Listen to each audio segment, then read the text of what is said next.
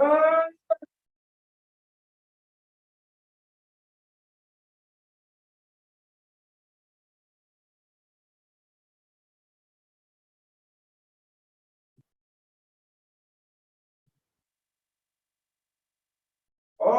persons having been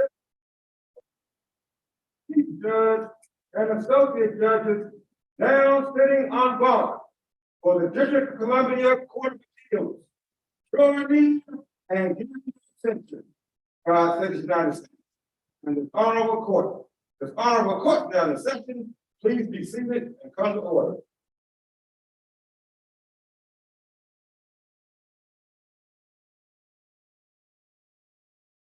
Morning and welcome to the District of Columbia Court of Appeals.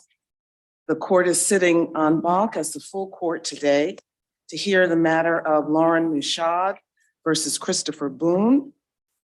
I wanted to welcome everyone back to our in-person oral arguments and back to the historic courthouse.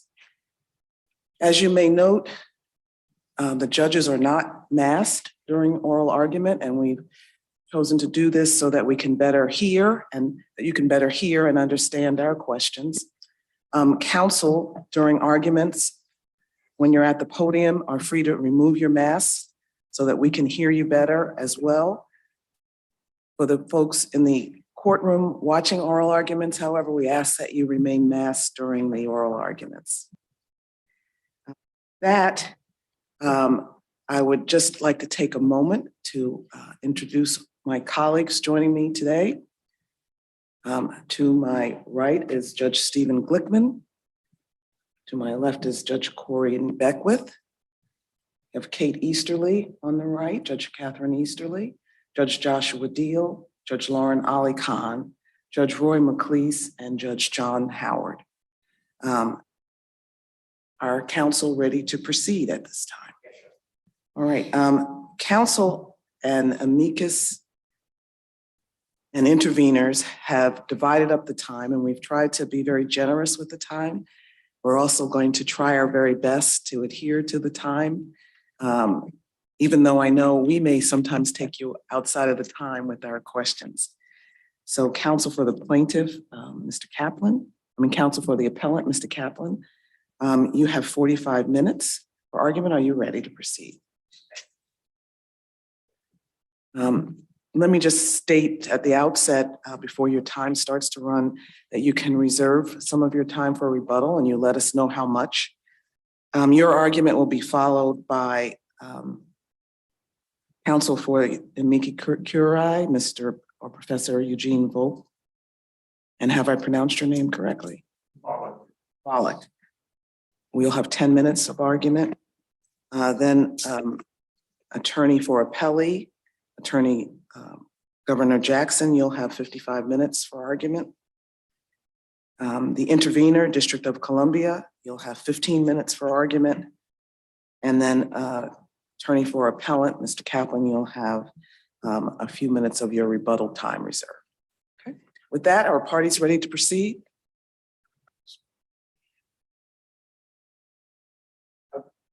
Good morning, Your Honors. My name is Matthew B. Kaplan. I represent appellant Lauren MASHAUD, and I'd like, with the court's permission, to reserve 15 minutes for rebuttal time. All right, thank you.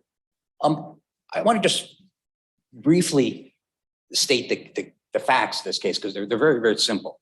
What happened here is my client, Mr. MASHAUD, Dr. MASHAUD, truthfully told a handful of others that Mr. Boone, who was a senior official at the company where Dr. MASHAUD's wife worked, that Dr. MASHAUD told others that that Mr. Boone had an affair with his wife. That was true. The court in this case came to the conclusion that by making those statements to others, Dr. MASHAUD had committed a crime. Mr. Kaplan, we are very familiar with the facts below, and I'm sure that appellee may characterize those facts slightly differently. But I'd like to start out by asking you if you could address for this en banc court whether you think we need to determine whether Mr. MASHAUD's actions of sending the emails to supervisors of Mr. BOONE, of sending the Facebook postings and the blog about the affair Mr. BOONE had with appellant's wife, whether we need to determine whether that behavior violated the statute, our stalking statute here, or can we do that without looking at the constitutionality of whether any of those actions, as you argue in your brief, were protected by the First Amendment right of free speech? Well, first of all, I would just note that the blog is no longer an issue in this case. That was the trial court on remand decided that that was not a violation of the law. Yes, Your Honor, we think it's possible to decide this case on purely statutory grounds but it would need probably to be a reference to the Constitution in how to interpret the terms of the statute. And does that require us de novo to interpret what that constitutional provision in the statute says? I think the court is required de novo to interpret what the meaning of the words in the statute say. I mean, we cited the recent Third Circuit case of Young, where the court did exactly that in interpreting the federal statute, and it adopted what it itself seemed to think was a little bit of a strained interpretation of the words of the statute, but it felt it needed to do that to avoid. Are we talking about, just to be clear, the words in provision 3133B that says that the statute does not apply to constitutionally protected conduct, or are you talking about the words of the statute defining what types of actions constitute stalking? In our view, that what the court needs to focus on is the words of the statute, the definition of stalking, in particular the provisions that are at issue in this case. There are three parallel provisions, but basically the sort of the B and C subsections of 3133. What does it mean to be feel seriously alarmed, disturbed, or frightened, or to suffer emotional distress? And the good case can be maintained that frightened doesn't have a constitutional issue, although it's hard to see how that's different from the A provisions, which are refer to a person fearing for the safety of himself or another. That's clearly constitutional. Those refer to direct threats. But if the B and C provisions, which are very broad, are given the interpretation that they were given by the trial court, that's not constitutional in our view. And I think our view is that the most direct way, the most appropriate way to attack, and I realize this is not the way the court would normally do. You normally try to avoid the constitutional issue. But in our view, the most direct way is to look at the Constitution and simply state that those provisions, the B and C provisions, are unconstitutional as they apply to speech, not as they apply to other conduct. But I think the court has the option, if it wants to say that we don't need to really get directly to the constitutional issue. We're going to interpret those terms in a manner that we think is consistent with the Constitution to save the statute. So we think the court could do that. Can I ask in what manner you think we could just read the B and C provisions? Like what gloss would you put on them that would be an adequate narrowing of those terms to meaningfully save the bulk of what is otherwise protected speech? And to add on to that question, I want to say you stressed twice in your opening that these were truthful statements. And I have to say, counsel, I think if I were in Mr. Boone's case, I would be much more distressed about truthful accusations than I would about untruthful ones. If somebody was spreading rumors about me about having an affair with a subordinate and I knew they were false, I might kind of brush that aside. The truth will come out. But the truth is especially distressing. So that seems to hurt your case under the terms of the statute. So could you address both those questions? Yes, sure. First of all, as to whether you could put sort of a saving gloss on the B or C provision, I honestly think it's doable. I think it's a little bit difficult. You have to interpret the words a little bit out of their ordinary meaning, but that's exactly what the court did in Young. Young was the Judge Bibas opinion, and he was dealing with a statute that didn't have quite this broad He was dealing with the federal statute and it didn't have terms quite this broad. It seemed a little bit more plausible. I think he interpreted some of them to mean, intimidate had to be, put them in fear for their physical safety or something like that. I don't remember exactly. But could you just tell me what law, like specifically, what specific loss you would write on to feeling seriously alarmed and suffering emotional distress under the BNC provisions that you think is susceptible, like amenable to a statutory reading? I think one way to say that would be to interpret it the same way that Young did, which was that the terms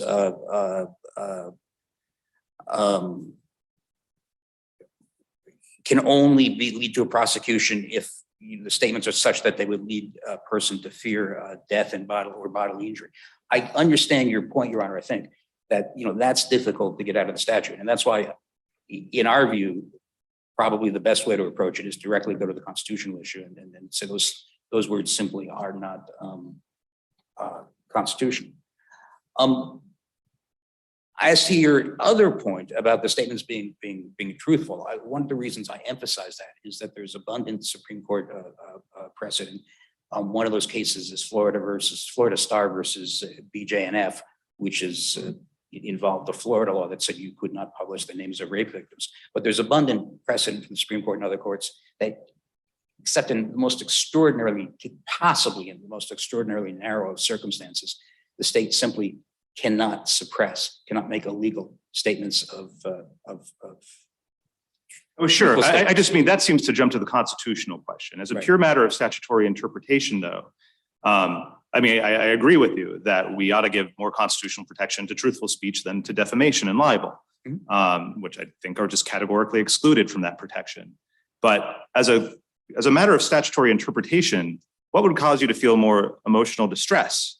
And what would cause you more alarm if somebody was saying something that was frivolous about you to your superiors and your friends, or if somebody was saying something that was dead true about you and painted you as a villain and an amoral and a bad person? I think it's the latter one. I think it hurts you under the statutory interpretation. Like that would cause a normal person, I think, extra distress. I don't disagree with you at all, Your Honor. And I think our point here is that it's very difficult to avoid the constitutional issue. And that's our preference, is that the court address the constitutional issue and find those two prongs, at least as they're applied to the speech, to be unconstitutional.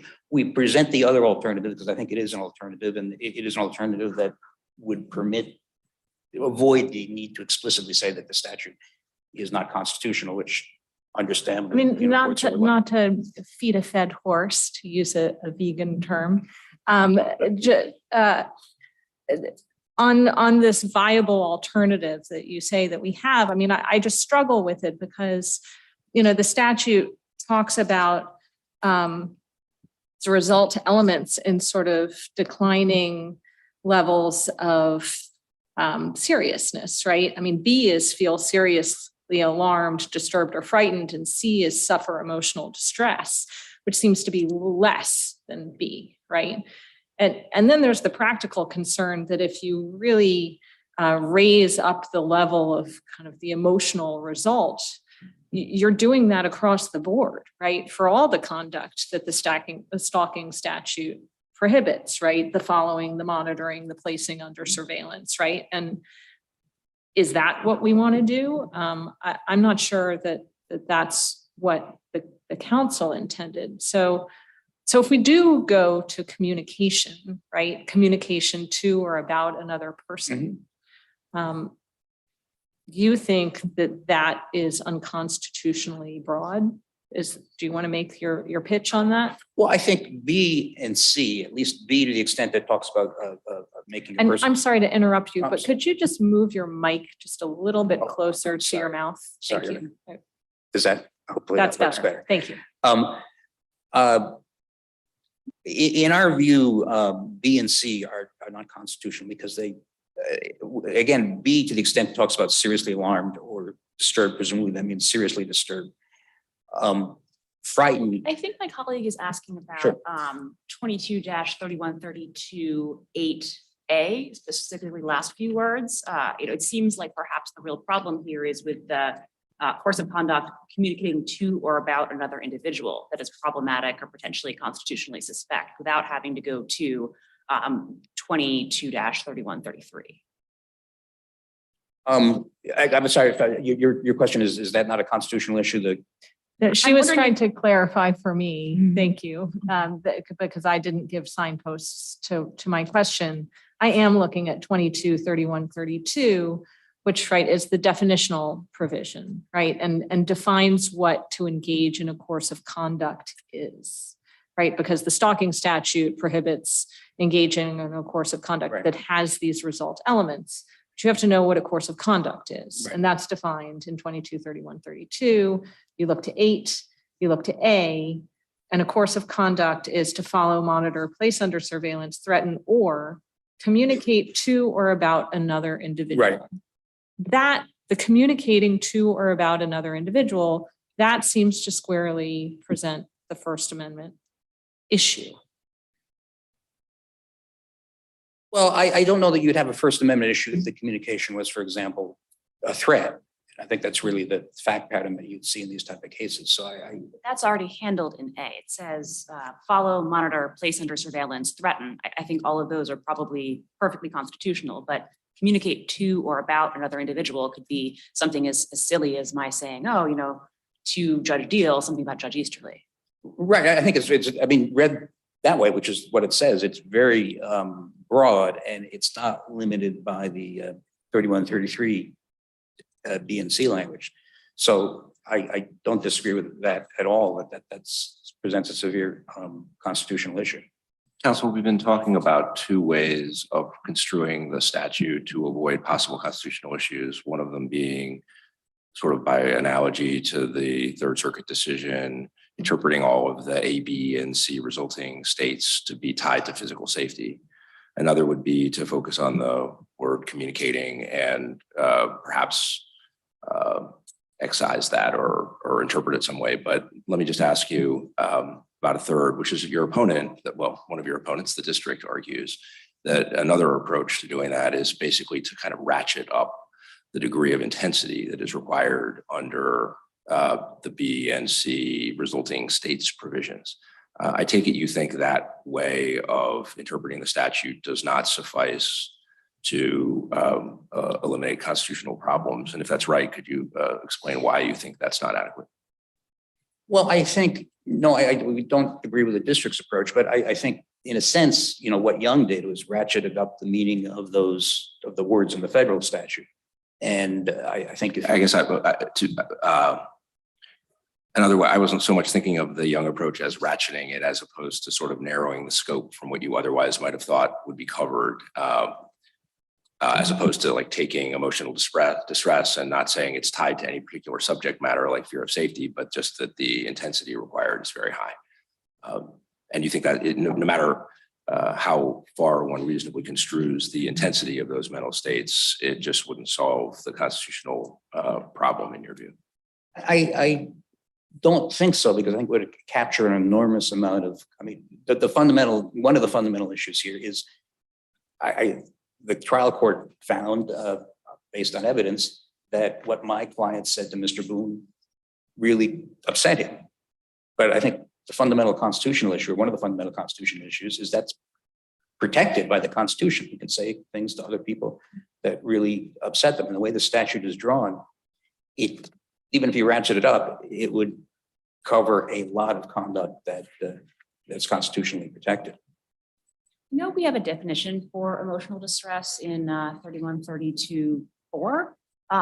What else should we look to in interpreting emotional distress? Do you think there's any role for kind of courts like intentional infliction of emotional distress to play? I think the problem with the statute is what it says is, in the definition, is significant emotional distress. And some of the other statutes in other jurisdictions say, for example, AJB, which found in the AJB case, where the court found that statute to be unconstitutional, that's a substantial emotional distress. Now, I realize it says in our statute that it may or may not, significant emotional distress that may or may not lead to require the need of counseling, but that's really a very, very low standard. I think that's one of the fundamental problems with the statute. Significant, if you look at the dictionary, it's anything that's not insignificant is significant. So I think that's a very significant problem with the statute. That's a very, very low bar. You upset someone and you have potentially violated this. Well, this Mr. statute. Kaplan, do you disagree that what Mr. MASHAUD was communicating would have been fairly distressful and alarming to somebody in Mr. Boone's position? The communications were basically designed to encourage his employer to fire him or cause him to be demoted. The communications were designed to communicate to all of Mr. Boone's friends and acquaintances that Mr. MASHAUD could find the private nature of Mr. MASHAUD's conduct. Do you dispute that somebody in Mr. Boone's position could be seriously alarmed and distressed emotionally by being the subject of this? Let me just step out one step, and there's a lot of evidence in the trial record that when the trial court credited generally Dr. MASHAUD's testimony, that this sort of was part of a healing process. He'd actually done sort of almost like scientific research at how to. The healing process for Mr. MASHAUD. For Mr. MASHAUD, yes, that's correct. Right, but we're focusing on the question of whether these communications had the prohibited effect on Mr. Boone. But to your point, yes, Your Honor, I mean, the trial court found that, and certainly that might, providing truthful information to someone's employer that might get them fired, that might cause, under the plain language of the statute, that might cause significant, as opposed to insignificant emotional distress. Issues because I'm just trying. You were taking the position that we could decide this case on the basis of statutory interpretation, and I haven't yet heard you explain what the statutory interpretation is that would enable us to say the judge clearly erred in finding a violation. Let me ask you a follow-up question, if I may. Suppose Mr. MASHAUD continued engaging in the course of conduct at issue here. Is it your position that he could just continue doing that indefinitely and Mr. Boone would never be able to obtain a civil protection order against him to call a halt to it? Of course, that's not the because facts he of could this. always find new friends of Mr. MASHAUD, of Mr. Boone to communicate with. He could look at, let's see where Mr. MASHAUD lives. We'll find all the people who live near him. We'll tell them, let's go to his church. Maybe all the parishioners would be interested in this, and so on and so forth. I'm just wondering, could this continue indefinitely in your view, without exposing Mr. MASHAUD to a civil protection order? I think as long as it is pure speech, yes. Again, that's not this case, but I think as long as it's pure speech, yes, he's got the right to tell people. And specifically in this case, what he used were emails and Facebook messages, and he's got the right to send those. Maybe if he sent 1,000 of those to a single person, that might be interpreted as conduct designed not to communicate a message, but to harass someone, to interfere with someone. It's not really a communicative activity. But as a general, so I think, if he were to send 10,000, 100,000 Facebook messages or 1,000 messages to Mr. Boone's place of work, that might be Why is might not that, be why is constitutionally that protected. different? Are you saying that, that you seem to be saying that speech could be conduct if it was multiplied more times than it was here? Is that what you're saying? Or are you saying speech could never be the basis of conduct that would constitute stalking under this statute? I think there's a difference between speech and conduct, and where the line is sometimes difficult to draw. That's where, that's what we're here to try to parse out. But I hear you saying if you increase the numbers of times the speech is done, then it might become. Then I'm not explaining myself very well. For example, the classic example, I think, is that you have the right to tell someone that you don't like them or do what Mr. MASHAUD did in this case. But he would not have had the right to call up Mr. Boone at 3 a.m. and express those views. And I think that the difference there is the focus there is really not communication. It's to interfere with his life. You know, it's something. Sounds like what Mr. MASHAUD was, I think pretty much said he was trying to do here was to expose aspects of Mr. Boone's life. My speech, and what caused Mr. Boone annoyance, upset was the contents, the communicative contents of what was conveyed, not the fact that he was called at 3 a.m. or not the fact. So you're saying once it crosses, sorry, I'm over here. Once it crosses the line into conduct, you might have a problem. But if you go back to the pure speech and you're answering Judge Glickman's question, does it change? Does your answer change, keeping in the realm of pure speech, regardless of how intense Mr. Boone's level of distress is? No, I don't think so, Your Honor. Again, as long as it doesn't rise to, for example, the level of a threat. But I think he's Okay, but short of an actual threat, he's really upset. This is happening every day. Your answer is more about, as long as it's speech, it's okay. Again, I would note, you know, threat doesn't necessarily need to be actual. I will go to your house and kill you. It can be in some of the, you know, the cases this court has looked at. It's sort of someone approaches someone else and it just is reasonably perceived as a threat. Let me give you a hypothetical. So let's say Mr. MASHAUD gets a big glossy poster that says, Mr. Boone slept with my wife. And he stands outside on a public sidewalk in front of Mr. Boone's house every morning at 8 a.m. He does that for 6 months. Does that not rise to the level of stalking? Again, that's not this case, but no, I think that would be, if he's just standing there with a placard in a public space, I think that's pure speech and that may be. So setting- counsel, if I can add to that, so what if instead of standing there, he posts posters all around and he puts Mr. Boone's address on those posters as well? Or post it to his blog? You know, posting the address is a different, changes the hypothetical a little bit, but I think that would be permitted as well. There's case law that says that there's nothing, the government cannot restrict the posting of, for example, social security numbers. And I don't think the government can restrict as a general matter the posting of someone's address. I thought your earlier answer to Judge Ali Khan's question was something like, well, if you can ignore the content of the sign, let's change the example. And instead, the sign says, Mr. Boone has the best shrubbery in all of Washington, D.C. One still might be distressed if that guy showed up in front of their house for 6 straight months, especially if you ask them to leave, right?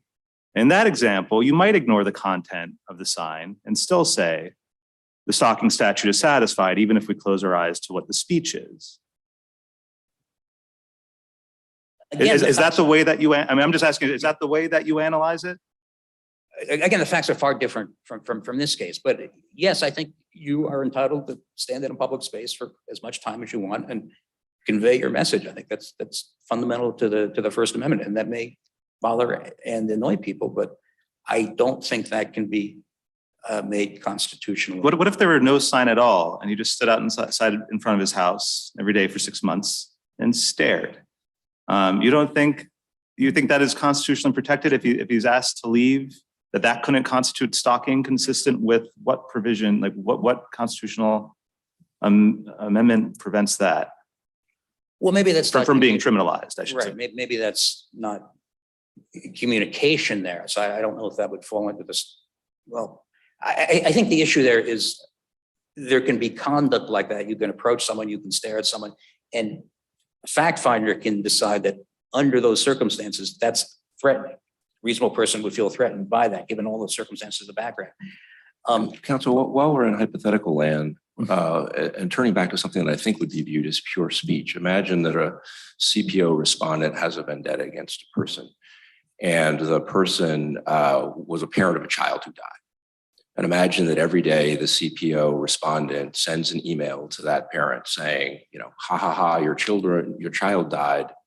Your life is not worth living. You should commit suicide. Would you say that the Constitution precludes civil or criminal remedies to prevent such conduct? I think, Your Honor, it may be, this case doesn't present the issue, but it may be constitutionally permissible to criminalize a conduct, for example, that might be. You're calling it conduct. So I just want to catch you on that. Are you saying that that would be conduct? Or because I was trying to give an example that would be viewed as pretty much, I mean, the line between speech and conduct, I guess speech is a form of conduct, one could say, but that seems pretty speech-like on the spectrum of speech to conduct. Well, it may be possible, even arguably, if you're talking about pure speech, to criminalize conduct that is extraordinarily offensive, that conduct that might fall within this jurisdiction's definition of intentional infliction of emotional distress might be possible to have a very narrowly tailored statute that might cover conduct like that. The AJB case. So in your view, the difference between that hypothetical and this statute is, it sounds like the degree of the intensity of the result. I mean, I'm inferring that would be devastating to the target of the vendetta. And then perhaps also another vector in this complicated statute we haven't discussed, which is in a situation like that, I think it'd be very natural to infer that the CPO respondent intended to result in that, cause that state to result rather than some of the more lenient mental state on behalf of the CPO respondent provisions that are available. But when you say you're not taking a position then about whether, in your view, the First Amendment would permit a jurisdiction to regulate conduct that by way of a CPO or by way of criminal provisions or by way of tort. Well, your conduct, a speech that is extraordinarily outrageous, is that true? Well, I mean, you said maybe, so I just, you're not taking a position one or another. You think that's possible, but you're not sure. I would refer, Your Honor, to the AJB case, which was really the Minnesota case, which was really an extraordinarily attack on an autistic child. Repeated, it was verbal, but repeated verbal attacks, which seemed designed to make him want to commit suicide, and apparently almost did make him commit suicide. In that case, the court found that, no, the statute is too broad and that can't be criminalized.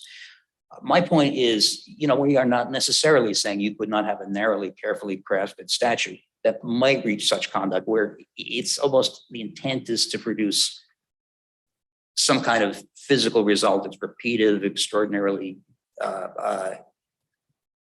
it's really designed almost to cause a physical harm to a person, and it's not really a communicative act, and arguably that crosses the line from communication to conduct.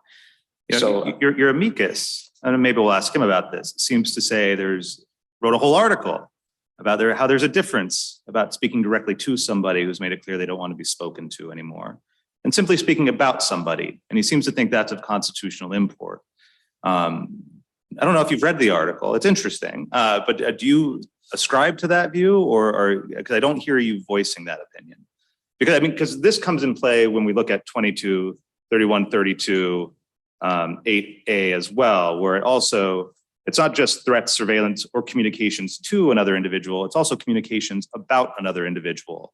And there's some suggestion, at least in that article, that's one step at which this article goes awry, is it's not just telling somebody, your son died, I'm going to kill yourself. It's, if I wanted to spread that rumor around my neighborhood, that would also bring me run afoul of the statute. Do you assign any importance to that? I've read that article, and I would note in terms of this case, much of the speech was not directly to Mr. Boone, but was to third parties. But the trial court essentially found, as a matter of fact, that really was directed at Mr. Boone. But I don't think Professor Volokhin, obviously he can discuss what his views are, is saying there that one-to-one speech is not constitutionally protected. I mean, he does. And I don't think that structure that he has there, I don't think fits very well into the facts of this Are you case. saying, just to clarify, that did the trial judge make a finding in your view that this was basically one-to-one, or was she just saying these messages are sent to other people, that they're about Mr. Boone? What the trial court said, and I guess there are different ways you could interpret what she said, but what she said was that it's reasonable, something along the lines, it's reasonable to think that the messages were made to Mr. Boone's friends, and it's reasonable to think that he would have learned about them. So she may be saying there that it was really speech directed, as she seems to be saying that it's speech directed at Mr. Boone. May I ask you, how does your view of the reach of the First Amendment comport with the recognition of the common law tort of invasion of privacy through public disclosure of private acts? We've recognized this tort in this jurisdiction. The elements of it are the one who gives publicity to a matter concerning the private life of another is subject to liability to the other for invasion of privacy. If the matter publicized is of a kind that would be highly offensive to a reasonable person and is not of legitimate concern to the public. Now, I realize that you would argue on the facts of this case that they don't meet that or the elements of that tort squarely. I recognize that. But it has sounded to me as if your invocation of the First Amendment would conflict with the enforcement of that tort. Do you have a view on that?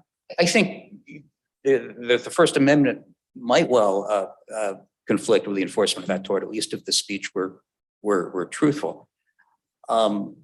But I would say one difference between that hypothetical in this case is here we're dealing with a criminal statute. And the Supreme Court has said we have to be especially careful with. Well, but that can't be the grounds for distinction, because the stalking statute, I mean, if somebody engaged in a course of conduct of repeatedly publicly disclosing private facts, one could readily say, okay, it satisfies the elements of the stalking statute. It's not just the commission of a tort on a particular occasion, but given the course of conduct, it's and the person's behavior, it also rises to the level of a criminal violation. The First Amendment question doesn't turn on whether the legal sanction is imposed through tort law or criminal law. I think it might, Your Honor. I think there's a difference between, and I think the courts have recognized that there's a difference that a criminal statute raises more First Amendment concerns than potential civil liability. So I think there is a difference. So Mr. MASHAUD, Mr. Boone could bring a civil action, you think, for tort against Mr. MASHAUD. And if he satisfied the elements of his speech, he could get damages, but he can't get a civil protective order?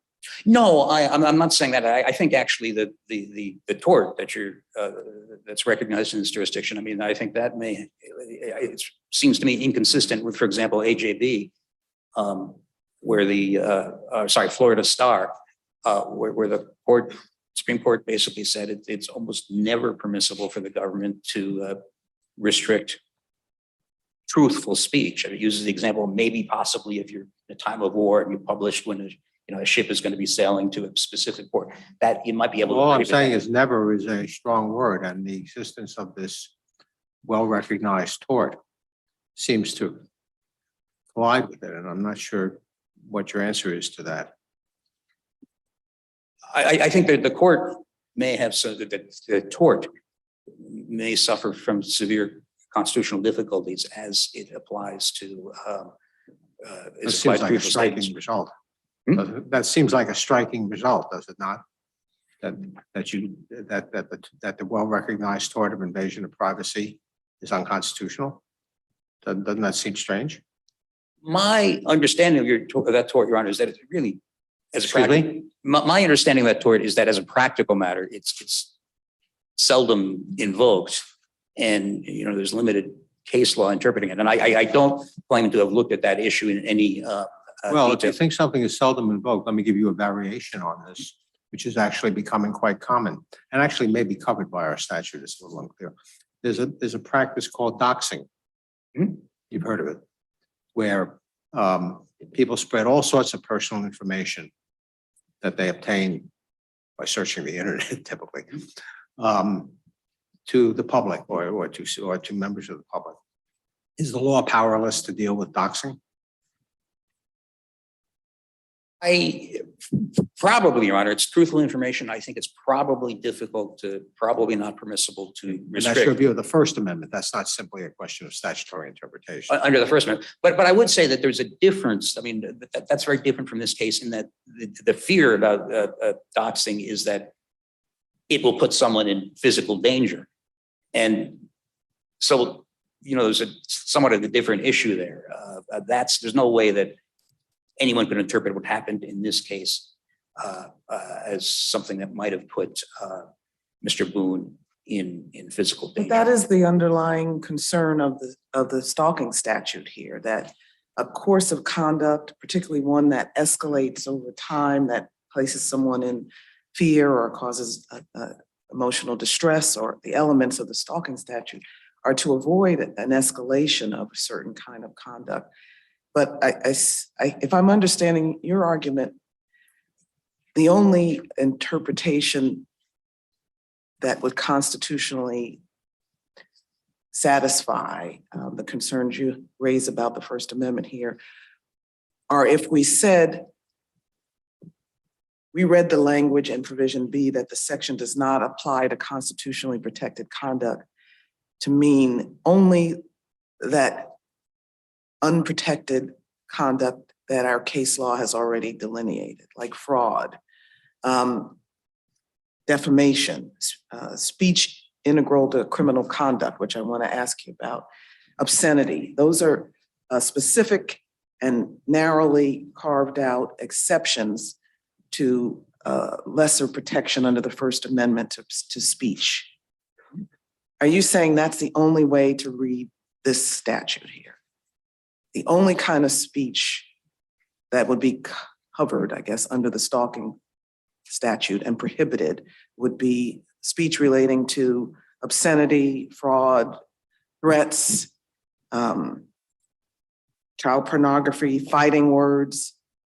Those are the limited exceptions carved out currently in our case law. There's no other type of speech that would constitute stalking in your mind.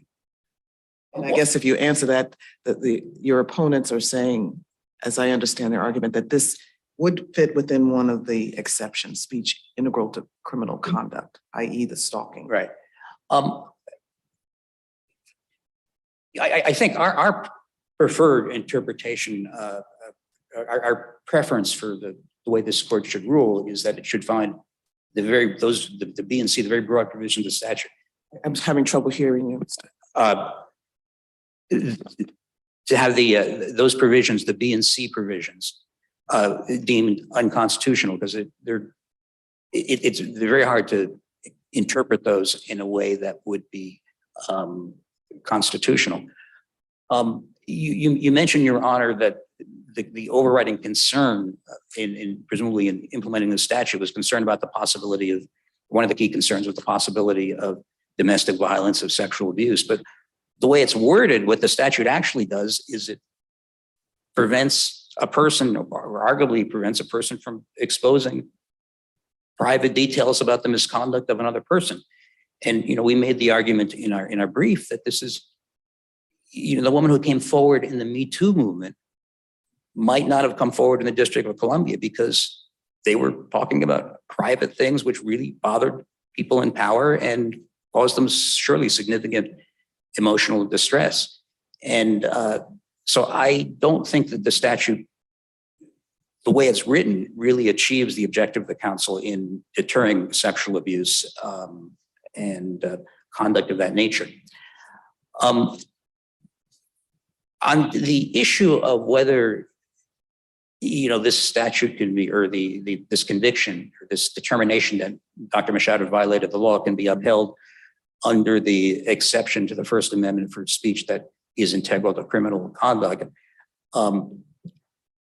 I think the answer is clearly no. I mean, the numerous courts have stated what I think is the common sense proposition that, as I understand what my opposing counsel is arguing, is that it violates a criminal statute because there's a criminal statute that says you can't, this very criminal statute. And that, doesn't make any sense. As we said in our brief, Congress could pass a law saying you can't criticize the president And then that would be constitutional because you would be violating the statute by criticizing the president. What that exception refers to is speech that furthers another criminal conduct and another type of criminal conduct independent of what the individual is charged with. So that's how I would address that particular concern. One more question. I know we've eaten into your rebuttal time. Judge McClacy, did you have another? If there's nothing further, Your Honor, then thank you very much. All right, thank you.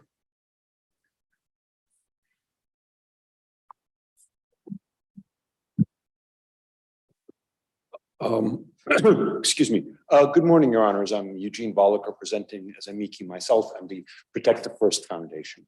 I was hoping I could respond to some of the questions that heard from the bench. The broadest point, I think it is quite right to say that the opening section, subsection lowercase a, really is quite broad. That a wide range of speech about a person can potentially cause people to feel seriously alarmed or disturbed, or suffer even severe emotional distress, certainly the level required by the statute. And yet much of that speech is protected. We see cases like Hustler v. Falwell, like Snyder v. Phelps, like NAACP v. Claiborne Hardware, where it was publicizing the names of people who weren't going along with a boycott in an environment where that would cause at least quite severe social ostracism. We see that in Organization for Better Austin versus Keefe, where there was speech that was essentially urging people to stop doing business with a local real estate agent. It was repeated. It was on leaflets that were handed out in his neighborhood to people who are coming from his church. It even actually urged them to call him at home. And yet the court struck down that injunction. So, of course, not all such speech is going to be constitutionally protected. Some of it may be punishable because it is, for example, a true threat, or because it is potentially fraud, as you point. Yes, Mr. Volokh, on that point, I guess what I would be interested in hearing your thoughts on is on the some speech that is not constitutionally protected. Are we limited to those categories, some of which I outlined that are from the Alvarez case, threats, fighting words, fraud, speech leading to a possible another crime, obscenity? Is that it? Is that the universe? Or do we have any leeway to find that perhaps other categories of speech, as I think Judge Glickman was getting at with the invasion of privacy tort, might also fall outside of First Amendment protections? Yes, Your Honor. I think the answer is this statute, in order to avoid overbreadth and vagueness, has to be read as limited to the existing categories of unprotected speech. Other statutes. Does that require us to rewrite this statute or just to interpret the statute? Your Honor, we believe it requires you to interpret the statute in light of constitutional concerns. And that's the exception for constitutionally protected activity. We think the only interpretation that would avoid overbreadth and vagueness challenges is to say there are existing exceptions, which are familiar to the bench and bar, I believe in the words of Justice Kennedy, and presumably could be made familiar to the public, that cover certain kinds of speech. So, for example, Your Honor, the disclosure of private facts tort. There is some controversy about the extent to which it's constitutional, but it has been upheld when limited, for example, to speech said to the public. There's the publicity requirement, which probably would not cover some of the speech here. But Your Honor, I don't think that the different public, I don't think that ordinary DC citizens can be expected to say a constitutionally unprotected activity. Well, there's never been a disclosure of private facts exception recognized by the Supreme Court, but we should look forward perhaps to maybe having that be recognized under proper definitions as an exception. Likewise, Your Honor, you asked about speech to a person. And indeed, speech to a person is restrictable through properly crafted statutes, possibly even if there's a statute that's limited to communicates to, that would be permissible to restrict that. And it may be the case, for example, that publication of certain highly private information, like social security numbers, perhaps, like the location where a person's children go to school and such, might be restrictable as well. We think, though, it would require a separate statute, which would clearly and precisely and narrowly define those things. Can I ask you how well, if one of the established exceptions is the exception for speech that is integral to a crime, that seems not very clear. And if there's a statute which said, is it a crime? It is hereby a crime to say anything that is integral to a crime. Your view is that would be fine. There's no vagueness problem with that because you think that's a nice, clear concept that could guide ordinary conduct? Because that's part of what you're suggesting we should do and will solve the problems that you identified.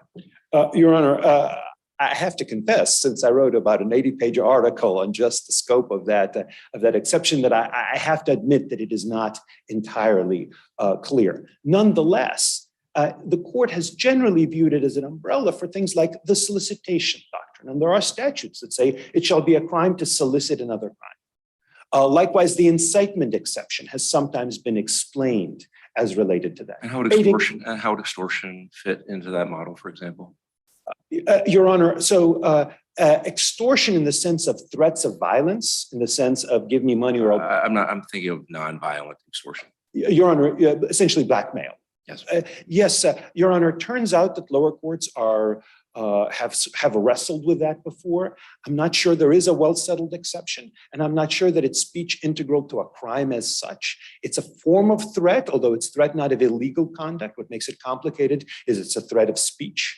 And courts have generally dealt with that by creating a so-called nexus requirement that basically threatening to reveal certain information for reasons unrelated to that, to what is being revealed, would be constitutionally unprotected. Whereas saying, I will reveal that you owe me money if you don't pay me back the money, would be constitutionally protected. So there is this complicated doctrine. We don't think this statute, though, would cover that. We don't think that there is an existing exception, but there might. Can I ask you just on the statutory interpretation piece of this argument, the phrase is constitutionally protected activity. And the statute says it does not apply to constitutionally protected activity. And so is carrying, otherwise lawfully carrying a gun, constitutionally protected activity?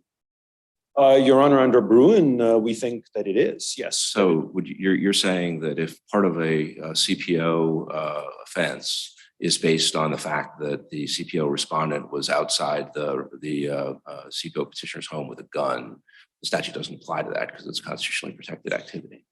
Your Honor, it may very well be that certain uses of a gun, for example, brandishing a gun, may be constitutionally unprotected. But let's say, for example, a person does routinely carry a gun in his ordinary life pursuant to a lawfully issued permit, and to say, well, this person happened to be outside my home with a gun. I take it that under any definition of constitutionally protected activity, it would seem that, assuming again it isn't within some of the permissible limitations on gun ownership, under the court's BOONE decision, that would be constitutionally protected activity.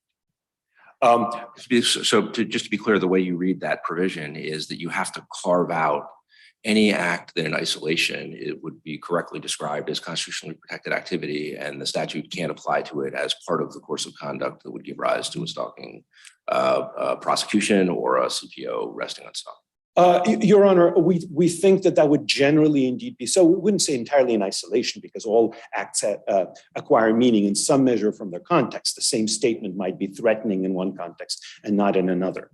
But what we think can't be said is just to say, well, this just means that in every case, we apply the whole panoply of First Amendment doctrines. We see if this could be restricted under strict scrutiny standard, that restricting it is narrowly tailored to compelling government interest. If that's what that exception means, we are importing all of those First Amendment doctrines, we think that would be just too vague for an ordinary. Out of curiosity, Mr. Volokh, why do you find this, categorical or clearly delineated exceptions approach superior, which has all the issues of maybe, is that really what the council intended and all of those issues, superior to just saying these parts of the of the statute are unconstitutional. They can't work anymore. Like, I think some courts like the Florida court in Galbraith just excise them. Why do you think this is the way to go? Your Honor, we think that certainly would make sense if this court concludes that exception can't be read consistent with its text, as limited to the existing First Amendment exceptions. Just to say, at the very least, the communicate about portion of the statute, setting aside the fear for safety, setting aside threats is unconstitutional. At the same time, let's say, for example, that somebody seeks a restraining order on the grounds of repeated fighting words said to the person. Or repeated perhaps obscenity mailed to the person or some such. We think that might very well fit within the statute saying, there's an exception for constitutionally protected activity, fighting words, threats, obscenity. And one reason that reading would be more palatable, would be less vague, is there already are statutes in many jurisdictions, probably including DC, already banning threats, already banning fighting words, already banning obscenity. It's sort of understood that is unprotected speech that could indeed. Professor, I mean, that may be so, right? I mean, these exceptions or, these categories of speech that are amenable to regulation are well established. But I thought that the overbreadth analysis was, we look at what the statute prohibits, and then we look sort of at what is legitimately prohibited, and we kind of do some sort of proportionality test, right? And if you're looking at least the portion of the statute that says communication to or about another person, that if you go to the lowest common denominator of mens rea, that you knew or should have known, right, would cause someone emotional distress. I mean, that's swaths of communication, right? Like, every high schooler in the District of Columbia is committing stalking on a daily basis, right? They are talking about each other in a way that they know or should have known is causing someone emotional distress. Journalists are doing it. This court is doing it, in our opinions, right? When we are talking about things that happen to complainants and they have to read about, the trauma that they experienced, right? I mean, so we are talking just about huge amounts of speech versus these categories that, may be a little mushy in and of themselves.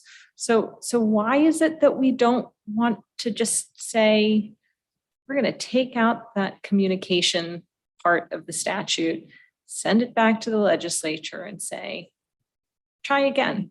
We don't know what you really wanted to get at here. And I guess sort of to prolong my question just a second longer, we've been looking at this proviso provision in B that says that the section doesn't apply to constitutionally protected activity. But what if that proviso is itself ambiguous, right? I mean, there's no legislative history regarding the proviso, but to the extent that the committee report on this, the statute gives any insight into what the council was thinking, they wanted to go broad, right? They wanted maximum flexibility. They wanted a big net, and they wanted juries to kind of figure this out on the back end. And so to sort of use the proviso to say, oh, well, we know how we can limit this statute, it seems like we're speaking for the legislature in a way that maybe we shouldn't. Your Honor, we would certainly be happy with this court concluding that the communicates about provision is indeed unconstitutionally overbroad for the very reasons you mentioned. Our point is that if this court wishes to save that provision by applying the subsection B, it ought to do that by reading B as limited to the existing well-established exceptions, and perhaps reading the integral to criminal conduct exception clearly to limit to things like solicitation and aiding and abetting, familiar kinds of crimes that piggyback on some other crime. This court would have the power, I take it, to impose a clarifying construction so long as it concludes that the construction is itself clear enough and is consistent with the text.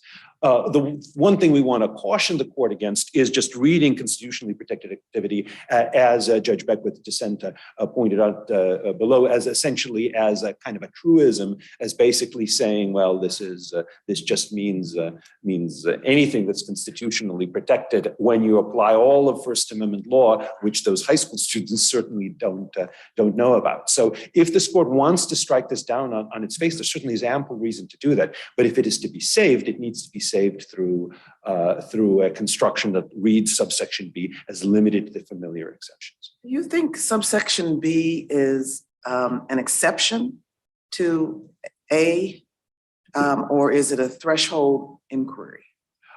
Your Honor, we think that if it is to be saved, it has to be essentially part of the government's case in chief or the plaintiff's case in chief to show that this is constitutionally not protected activity.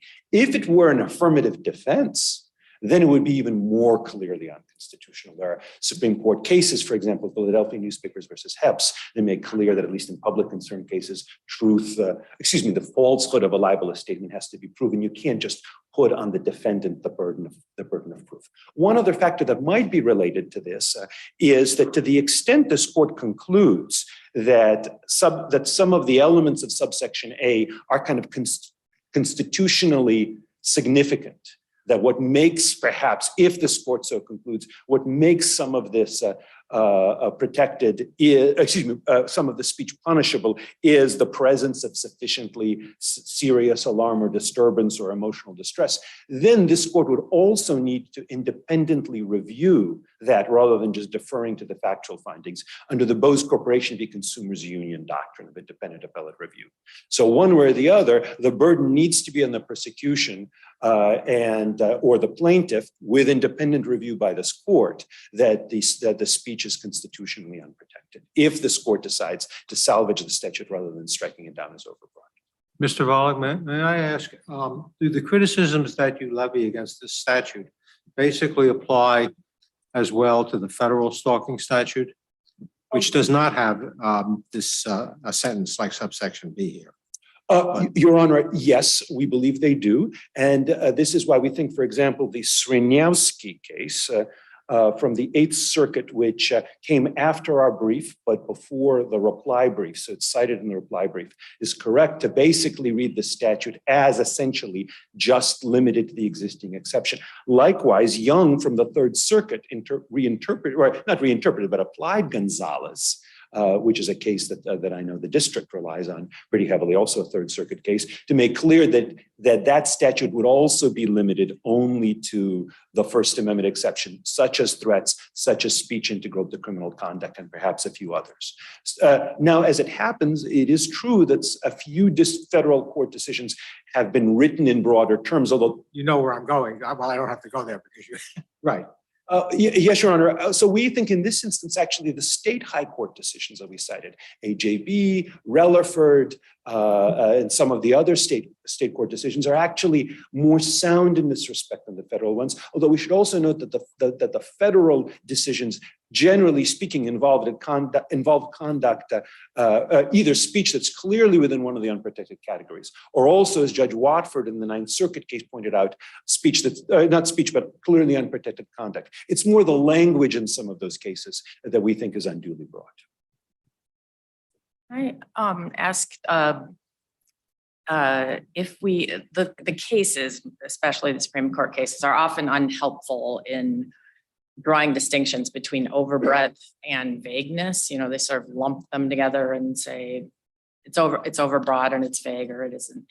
Could you, if under the truism approach, could you spell out what you see as overbroad and what you see as vague, if that is the way the statute is read?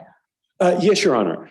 So if indeed subsection B is read simply to say, well, we can't restrict constitutionally protected speech, so anything the court eventually finds to be constitutionally protected is not restricted, that actually suffers from two defects. One is this is inconsistent with the overbreadth doctrine, because it suggests that any overbroad statute could be salvaged simply by adding that. That suggests that all of the Supreme Court's overbreadth case law over the many decades, including very recent decisions, such as I think American Freedom Partners, if I recall the case correctly, which is one of the most recent ones in Yankovic Brunetti, which also struck things down on overbreadth grounds, were kind of pointless because all that the legislature had to do is add this truism. So we think that that can't save an overbroad statute. Why not? I mean, why doesn't it just move it to a vagueness problem? I know you were going to get there, but I don't know why it has two problems. I think they've solved one problem and they've just walked into another. Your Honor, that is certainly a possibility. That is indeed the vagueness point. We think that the overbreadth, the Supreme Court's overbreadth doctrine, I think, would implicitly carries with it the proposition that you can't just avoid it by saying no overbreadth here. You can't. It would become vague. I don't know why we need to have overbreadth still alive in that scenario, but I'll leave it alone from there. Your Honor, we would be very happy with just a finding that would make it vague. Yes, it would make it Why vague. would it be vague? Because Pardon? essentially, why would it be vague or any vaguer than the First Amendment itself is vague? Well, Your Honor, the First Amendment is vague. It's not, I mean, it's something that the Supreme Court and this court and other courts have dealt with and tried to resolve the vagueness, but it would certainly be too vague to be a criminal statute. Professor Tribe, I think, points this out well in his treatise, that imagine that the government said, you know, it's illegal to say anything in public unless it's protected by the First Amendment. I think people would say, I wonder what that means. Like, what can I get away with saying? Or perhaps even it's illegal to criticize the president unless the criticism is protected by the First Amendment. You could imagine somebody trying to do that. It would be the president, could be whatever the legislature is trying to get at. And essentially, in fact, even perhaps hope that people would steer far wide of the unlawful zone, to quote, I think, Bagot v. Bullitt about the vagueness doctrine, precisely because they don't know. Why doesn't everybody have to do that? You know, I have to make the calculus about whether what I'm going to say is a true threat or not, or what I'm going to say or show is obscene or not. I mean, that seems to be just the regular calculus that we all need to go through in conducting our daily lives.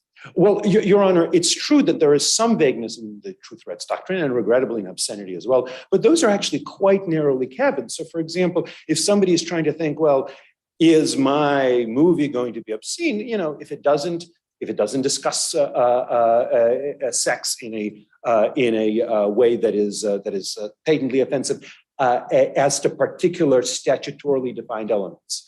So then it's not obscene. There's a good deal of vagueness, but there's also a good deal of clarity. On the other hand, let's say somebody, we know that, for example, speech can be restricted if it's narrowly tailored to compelling government interest. I mean, imagine somebody was trying to think, well, could my speech jeopardize a compelling government interest in a way that the court would conclude the restriction is on my speech is narrowly tailored to protecting that interest? That's something that it seems to us ordinary citizens can't really go through, can't really adequately predict. Lawyers and judges often have a very hard time predicting that. So what I think has happened, Your Honor, is indeed the court took the very vague terms of the First Amendment, the freedom of speech, what does that exactly mean, and has tried to develop less vague categories, such as true threats, such as obscenity. Life being what it is, they can't be mathematically precise, to quote, I think, Justice Marshall from Brainerd v. City of Rockford, but at the same time, they provide some level of precision. Whereas just, is the speech constitutionally protected, all things considered, given the strict scrutiny test and such? And so I take your point that because of this vagueness issue, we need to just say, okay, B means true threats, B means obscenity, but what role is there for, B also includes anything that could survive the relevant level of scrutiny that applies? Oh, well, we think that that would be what's unconstitutionally vague. And here, I think we'd also appeal to just the normal way that courts often talk about these things. So if I can just quote Bose Corporation v. Consumers Union, which in addition to the independent appellate review point, just generally discuss the exceptions. And how did it discuss them? Well, here are these unprotected categories. What are they? Threats, obscenity, fighting words. And we need to distinguish, quote, unprotected categories, close quote, of speech from, quote, protected expression, close quote. That's actually a normal way that people speak in shorthand of the exceptions. So constitutionally protected activity, especially as focused on speech, is actually normally used to describe activity that is outside of the settled exception. So that's why we think it actually wouldn't do so much violence to the text of the statute. In fact, we don't think it would do any violence to the text of the statute. It would be a reasonable interpretation of the text of the statute and one that diminishes the overbreadth and vagueness. No, I don't want to give up on overbreadth quite yet because I'm confused, right? I mean, if we say that the proviso in B is a truism, right? And so it's as if the proviso, I mean, whether or not the legislature included the proviso or didn't, it's the same, right? That would be your position. So then you have hypothetically a statute without the proviso, and you just have the statute that penalizes a course of conduct that includes this communication about to or about another person, yada, yada, yada, right? That's not vague. That's overbroad, right? Like, I know what the communication is that's to or about another person, right? Am I missing something? That's where I get confused. Your Honor, if indeed there was no proviso, there would be no question that the statute would be overbroad. But my question, do you see, is why does the proviso even matter then? If we accept that the proviso is a truism, it seems like the proviso just kind of falls out and we're left with an overbroad statute, not a vague statute. Your Honor, we agree that that was kind of the first line of attack with regard to the overbreadth vagueness question is indeed that the proviso, to the extent it just is a reminder that no statute could restrict constitutionally protected activity, basically it would be an impermissible attempt to avoid the overbreadth doctrine. So in a world where B does not exist, or where we think of the truism and falls out, then what parts of the statute do you need to excise for it to be constitutional? Your Honor, we believe the answer would be, at the very least, communicate about another individual.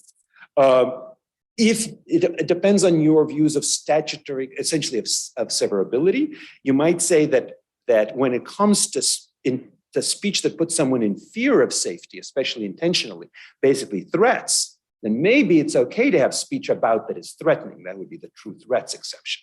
But when we're talking about the combination of communication about under 8A and that causes someone to feel seriously alarmed or disturbed or suffer emotional distress under 1, 2, 3, B, and C, that would be unconstitutionally overbroad. See Snyder v. Phelps, see Hustler v. Falwell, see NAACP v. Claiborne Hardware, and that would be so regardless of whether it's an isolated statement or a pattern of statements. Organization for Better Austin versus Keefe involved repeated speech, and NAACP v. Claiborne Hardware involved repeated speech. So yes, if B is found to be not relevant here for whatever reason, then those would be the features that would be unconstitutionally overbroad. It may also be that communication to a person may sometimes be constitutionally protected, even when it seriously alarms someone. You can imagine situations, communications to government officials, for example, and the like. But that would be a separate matter that would not be implicated. Thank you, Mr. Your Honor, Wallach. thank you very much.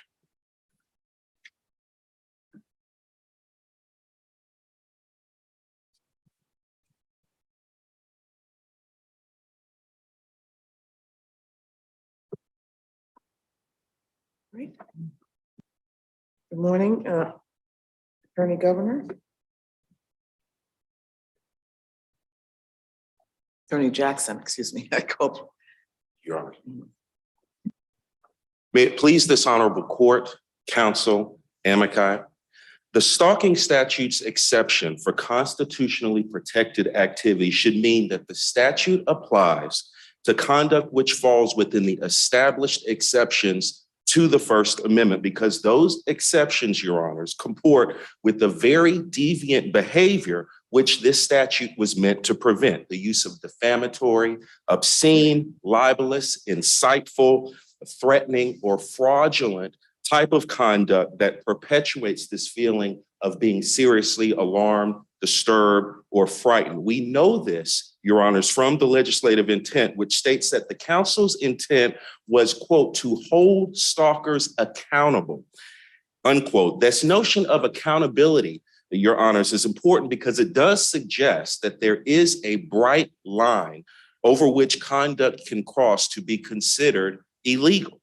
And this view is also in line with this court's prior opinion in Gray v. Sobin, which characterized constitutionally protected activity as speech that did not fall in any of the unprotected categories singled out by the Supreme Court. I'm sorry, which of the exempt categories for the First Amendment speech did these communications fall into? I think I'm just missing what your thesis is. What I hear you saying is, well, you know, if it falls into an exempt category of First Amendment speech, this is not quite how I read your brief, well, then it can be covered by the stalking statute. I think really everybody agrees with that. But what what exception to First Amendment protection did Mr. MASHAUD's speech in this case fit into? Speech integral to criminal conduct, Your Honor. We've highlighted that. What criminal conduct was it integral to? The view that we are taking as being applicable in this case for that particular exception is similar to that view taken by the Gonzalez court. The speech, meaning that which was made and said online with those type of principles that essentially are somewhat analogous to the radio airwaves that the Supreme Court looked at in the FCC Pacifica case. But what Gonzalez said in looking at that conduct that was at issue is whether or not that particular speech, and again, Judge Deal, the background is context of the conduct. Can you actually just cite to me what crime you think this speech was integral to? What, I mean, a code provision, the name of the crime, that would be helpful for me. The crime that this was integral to was the crime of stalking. Yeah, so why isn't that just a perfect circle? I mean, imagine a statute that said nobody speak. All right, well, that's going to cover a lot of First Amendment activity. Can't do that. But, integral to criminal activity if you speak because you violated the statute against speaking. Do you think that makes sense?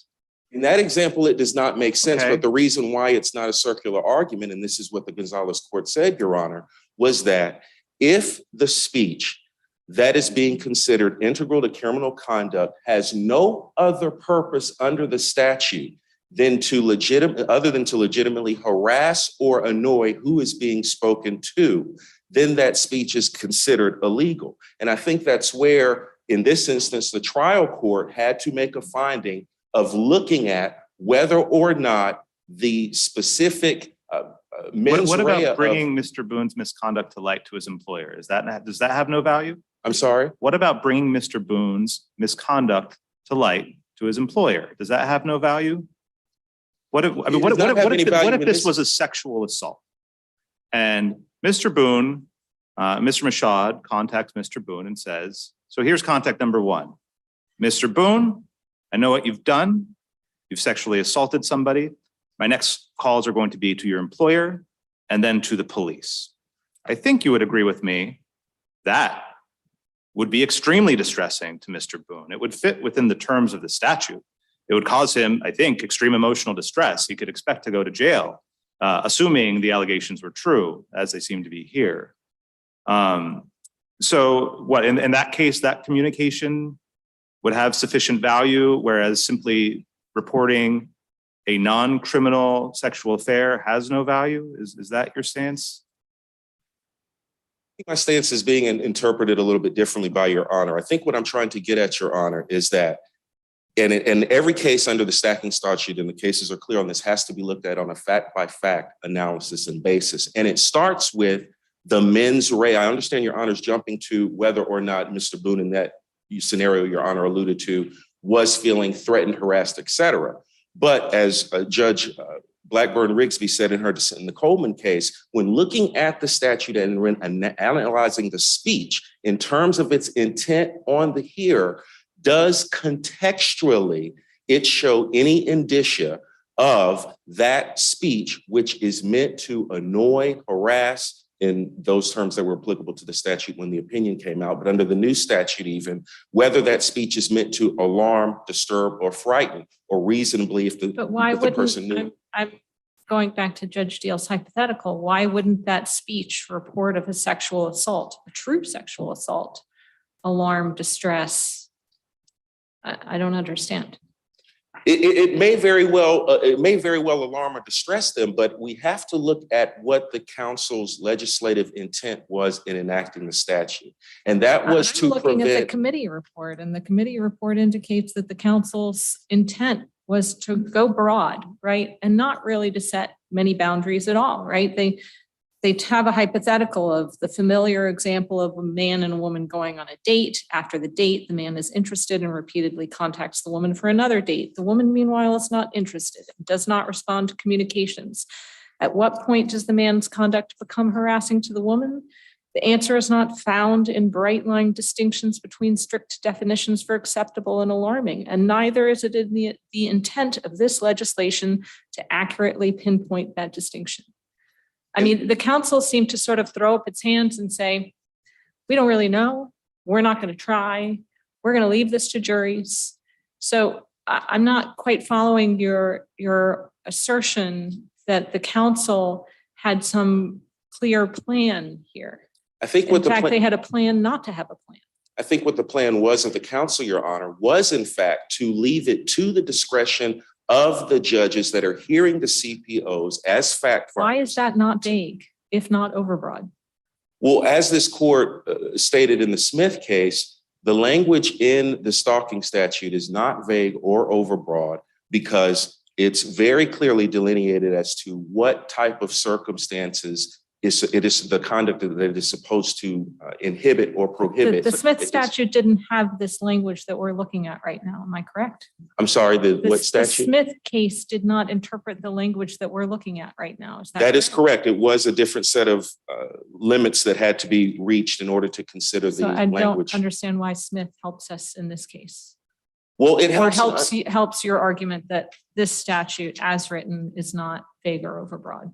I believe it helps the case, Your Honor, because it encourages the courts, including this court, to give a certain level of deference to the trial courts that have to implement these CPOs to make determinations on a fact-by-fact basis. That sounds like a classic vagueness problem, though. I mean, just to give you like the quote that I feel like the Supreme Court always uses when it talks about vagueness is like the legislature is not permitted to cast a net so wide as to sweep in all potential offenders and then leave it to the courts to sort out who's really deserving of punishment and not. When I hear you describe what you think was done here, it's exactly that. It's, well, everybody could run afoul of it, but we trust the courts to sort out who really deserves to be found in violation of this statute. And that to me is, that's the legislature hasn't done its job then. You don't get to leave it to the courts to decide who's good and who's bad without clear terminology saying what the crime is. So saying like it's fact by fact on the courts on the back end, that sounds to me like a classic vagueness problem. I would respectfully disagree, Your Honor. I think where the only issue that it becomes unclear in terms of applicability of the statute is when speech becomes a part of the offending conduct. And it's when that overlap occurs, I think, Your Honor, respectfully, is when that analysis has to kick into place in terms of, and why we're here today, to determine whether or not that speech, which is a pattern of the conduct, fits into any of the well-established exceptions to the First Amendment. I think it becomes only an issue in answer to Your Honor's question, and hopefully I'm doing that, is when we are looking at whether or not speech, and I believe Your Honor, it may have been Judge Glickman earlier, had given one of the examples about the person standing outside of the house just staring, or I think Judge Deal, you had talked about somebody making a comment about the shrubs or not making any comment at all, et cetera, and whether or not that conduct is in violation of the statute. Well, if we have that type of example where we just have somebody staring, we don't have this issue of speech. I don't think it's as encompassing as Your Honor was putting it, in that every type of offending act can be considered under this particular statute. I think only when speech becomes a part of the expressive conduct that is repeated over a series of 2 or more occasions, that is when the analysis has to take place and say, okay, what are the protections that are afforded to this speech, since the Supreme Court has made those clear, and does that speech fit into any protections, given all of the other factors that we, the trial court, the appellate court, is looking at that are relevant to this particular case where the stalking statute is being invoked. You would agree, counsel, with counsel for appellant and Professor Volci, that we're limited by only those areas of speech that have already been identified by the Supreme Court as not being subject to First Amendment protections. And that's why you're relying on the one exception that you cite about speech related to a crime. Speech being integral to We don't have any leeway, you would agree, to look at other kinds of speech that may also, in the context of this stalking statute, fall outside the protections of the First Amendment. I would agree with Your Honor's phraseology of that, for that narrow window of common ground that I may have with the appellant, that as to the established exceptions, I don't believe that there would be any room to expand that category based, especially particularly on this case. What about invasion of privacy, as Judge Glickman mentioned, and I think Judge Ali Khan referenced intentional infliction of emotional distress speech that might be of those types of torts? Well, I believe, Your Honor, that again, if the facts are such that the invasion of privacy issue comes up in a stalking statute case, and it cannot be squarely fit into one of the box of one of those prior vastly enumerated exceptions, then I don't think a court has the ability to expand and say, even on that one case, okay, well, even as to invasion of privacy, here is something that fits, and therefore there is no stalking that has been committed. I don't think the Let courts. me ask you a have that hypothetical leeway. that might be addressed by Mr. Kaplan as well upon return. The Supreme Court was faced with somebody who was producing pictures of tortured animals and videos of torturing animals. And the Supreme Court said that that was not going to be something that they would recognize the way they recognize obscenity, for example. So that's not a recognized exception to the First Amendment. Now, if somebody who is really wishing to cause emotional distress and alarm to somebody started sending that person pictures of tortured animals and videos of torturing animals, your position is that that's not stalking? A course of conduct along those lines.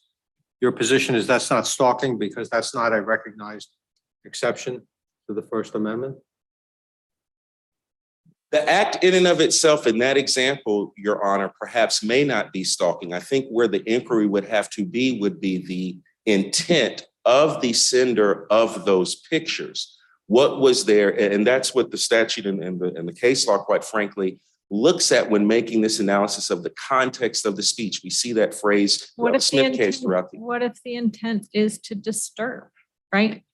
What if I'm an active animal rights activist and I think somehow the recipient of these photographs is somehow responsible or could have, could do something to protect these animals. And so I'm sending these pictures on purpose to them to say, this is a problem, do something. Judge Easterly, I think you hit on the operative word. Is that stalking?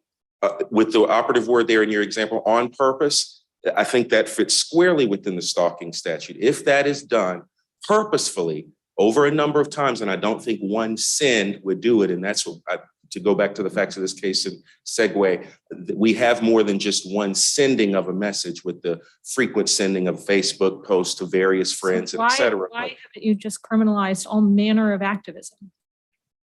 Right?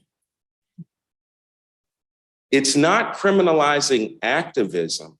What it is doing is criminalizing the conduct of that one particular activist. Pro-life, and I send pictures of aborted fetuses to people that I want to convince to outlaw abortion. And they find that upsetting, and that is my intent. I have committed stalking if I do that on 2 or more occasions. Under the statute as it's read, if provided that under ABC 1, 2, and 3 or 1, 2, or 3. Anti-child pornography, and I send photographs to legislators to say, do something about this. Because, these children need to be protected. I have committed stalking. Not in that example, Your Honor, because in that example that you just I am gave. pro-gun rights, and I send photographs to someone that I think could do something about the issue and say, here are photographs of, people who have been gunned down in mass shootings. Do something about this on 2 or more occasions. Not in that example, Your Honor, and not in the prior example. Because, again, looking at the intent of the speaker on both of those examples that you gave about the gun rights activists, about the animals rights activists, provided that it happened on 2 or more occasions, if the intent of that speaker is not one to make political change or bring an issue to the forefront, something that has social value, and we've talked a lot in our cases that have been cited about what does and what does not, but if it is something that is an affirmative step brought to the attention of somebody, a politician or whomever, legislator, whomever, an affirmative step taken to bring attention to the issue, that is a different type of animus, mens rea, at play there than what we have in this Why is case, that? which is what. Why wasn't there it was brought to an employer's attention and an employer could perhaps do something about it? Perhaps they could, but I think the employer would have a hard time, again, showing that Mr. MASHAUD in that particular example, if you're referring to the facts in this case, had the intent to make the employer feel, even though we did have that in this case with them putting in the panic buttons, make them feel alarmed, disturbed, frightened. That's the inquiry that, quite frankly, the trial court had to make in this case. I thought part of your answer in distinguishing between some of the hypotheticals was that it could make a big difference if the speaker had kind of a purpose that was beyond just being cruel to the recipient. And you were talking about bringing it to the attention of politicians or other people who could do something about it. And if that's the inquiry, it seems like this case might be on the wrong side of it, because it seems like there was evidence that these communications, at least some of them, were made to, or one of them was made to an employer who could have done something about it. And it seems as though that in part the gist of the communication was, you should be interested in this as an employer. This happened on company time and the like. So I'm just not quite sure I understand how you reconcile the outcome of this case with the distinction you were suggesting. It's reconciled, Your Honor, because each individual fact as it relates to the speech cannot be looked at solely or taken in a vacuum. And what the trial court was doing here, and this is quite frankly while she came to her determination about the blog, some of it being protected, some of it being not protected, was looking at the context in which some of that speech on that particular blog was written in generalities about infidelity, for example, generalities about the fundamental institution of marriage. So claiming counsel, the healing process reasoning, would that inoculate, if that applied to all of the communications, would that inoculate them all? No, that would not, in this case, that would not apply to all of the communications. Well, then that brings a real crucial concern then, if it was just that Mr. MASHAUD had been simply negligent, like had been pursuing a healing process and sent these communications and just so happened to be criminally negligent because they had that effect too. Like, I mean, that seems like an awfully low mens rea to come after someone criminally on, although I understand in this situation, we're looking at a CPO, not actual criminal prosecution. Again, with the facts being different in that case, yes, Your Honor, if there was a suit brought for negligence against Mr. MASHAUD, I doubt that the burden of proof would be able to be met based on the sending of the messages to Mr. Boone's employer. But we don't have a civil suit alleging negligence, and we have the bars here set as they're set forth in the statute. And I will agree with Your Honor to the extent that you're suggesting that those barriers and bars are rather low in terms of showing, one, the purpose of the speaker, two, the effect of the hearer of the statements. Yes, those are lower than what's required in a civil case dealing with burdens of proof for negligence or even invasion of privacy or any other tort. But it is what I believe the legislature intended in terms of trying to determine before stalking behavior gets to a point where it's violent, trying to understand, and this goes back to Judge Easterly's list of examples, trying to understand, one, the context of the speech that was made that's being alleged as being violative of the statute, and two, the mens rea, and it could be that. Let's go back to Judge Easterly's hypothetical from the legislative history. So a man goes on a date with a woman, decides that's the woman of his dreams. So he then calls her and writes her letters and stands outside her house every single day, not to try to harass her, but because he wants her to love him as much as her to love him as much as he loves her. Right there, I would say there's not any kind of intent to harass, to cause emotional distress, right? He's doing it for purely good motives in his view. What result there? as to whether he would be violating the stalking statute?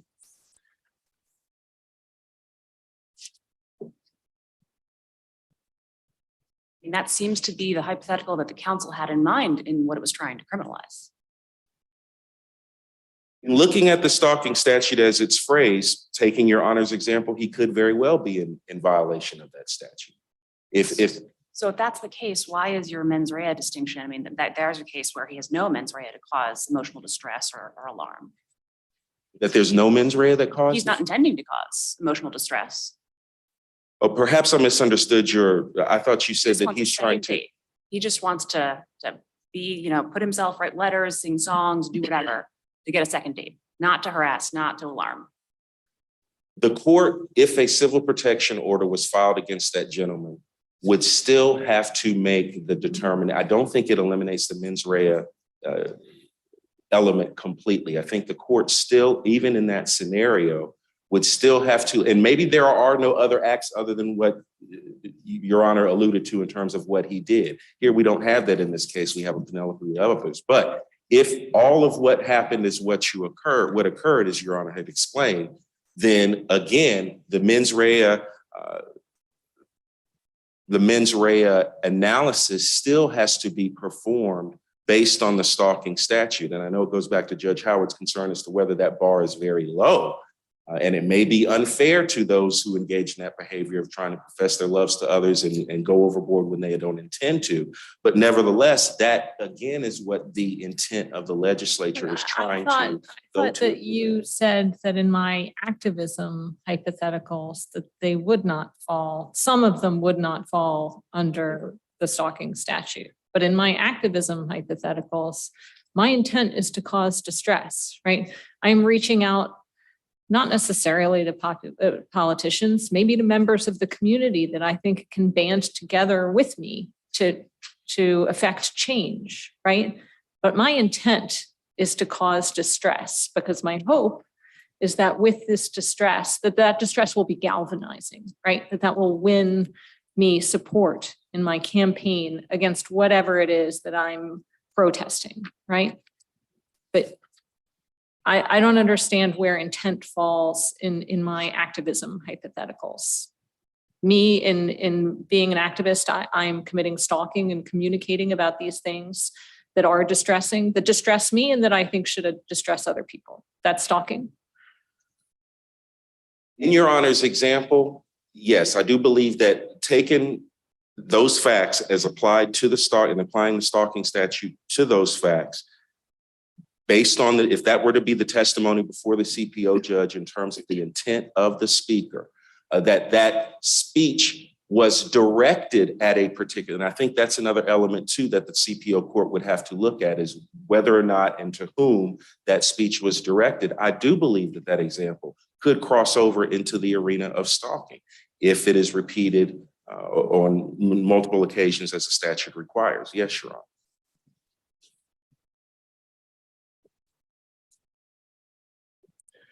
There was some discussion in the brief, and counsel had alluded to it in his opening remarks, appellant's counsel, about whether there was any evidence in the record sufficient to establish stalking, even if the speech about matters of private concern enjoy constitutional protection.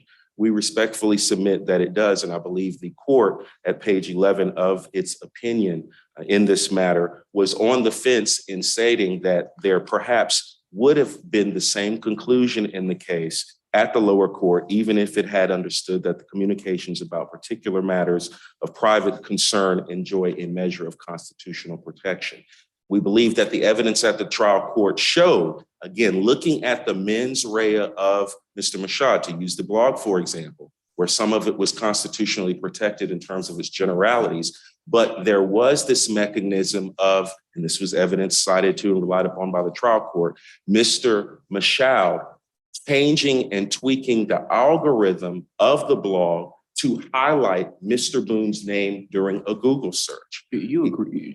Are you disputing that the CPO at issue here does not rest on the blog and that the conduct that was viewed as by the trial court on remand as constituting the CPO was the email and the Facebook messages and not the blog?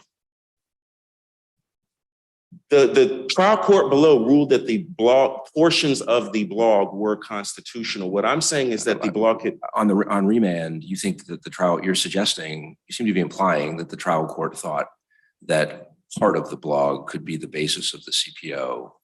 You mean to imply that, or? Yes, I do mean that the trial court, I believe, as I understood the ruling, was that not the words and messages on the blog itself, but the use of the blog in terms of drawing attention to its existence by sending it via spam type of emails to close acquaintances of Mr. Boone, by tweaking the algorithm such that when Google searches of Mr. Boone are done, that blog comes up. I believe those issues are conduct that the lower court, and I think the DC intervener was somewhat perplexed in their brief about how the trial court got to its decision on one hand about stalking and got to its decision on the other hand about the protective nature of the blog. But I think that's what, in respect to DC intervener's brief, that's what the trial court was wrestling with, is how do we separate out and parse out contextually, even if we're looking at protected speech, what is and how is that protected speech used? We've kind of interrupted you and you were going to try to get to the evidence and tie it to the statutory terms, I gather. And it would be helpful as you did that to get your sense of what the framework is here. So the district takes the view that in interpreting the resulting state requirements, the A, B, and C, and in particular B and C, that those have to be understood as very high standards. That really has to be kind of anguish for, I think, B and C, or at least B. So do you agree or disagree with that? If we're interpreting the statute correctly, how robust are the mental states, the kind of end states in the CPO petitioner that are at issue? Are they very demanding? Do you agree that anguish has to be shown, or do you think that something short of that kind of run-of-the-mill emotional distress or upset would suffice under the statute? I do not believe they have to be changed or excised to be more demanding than what they are.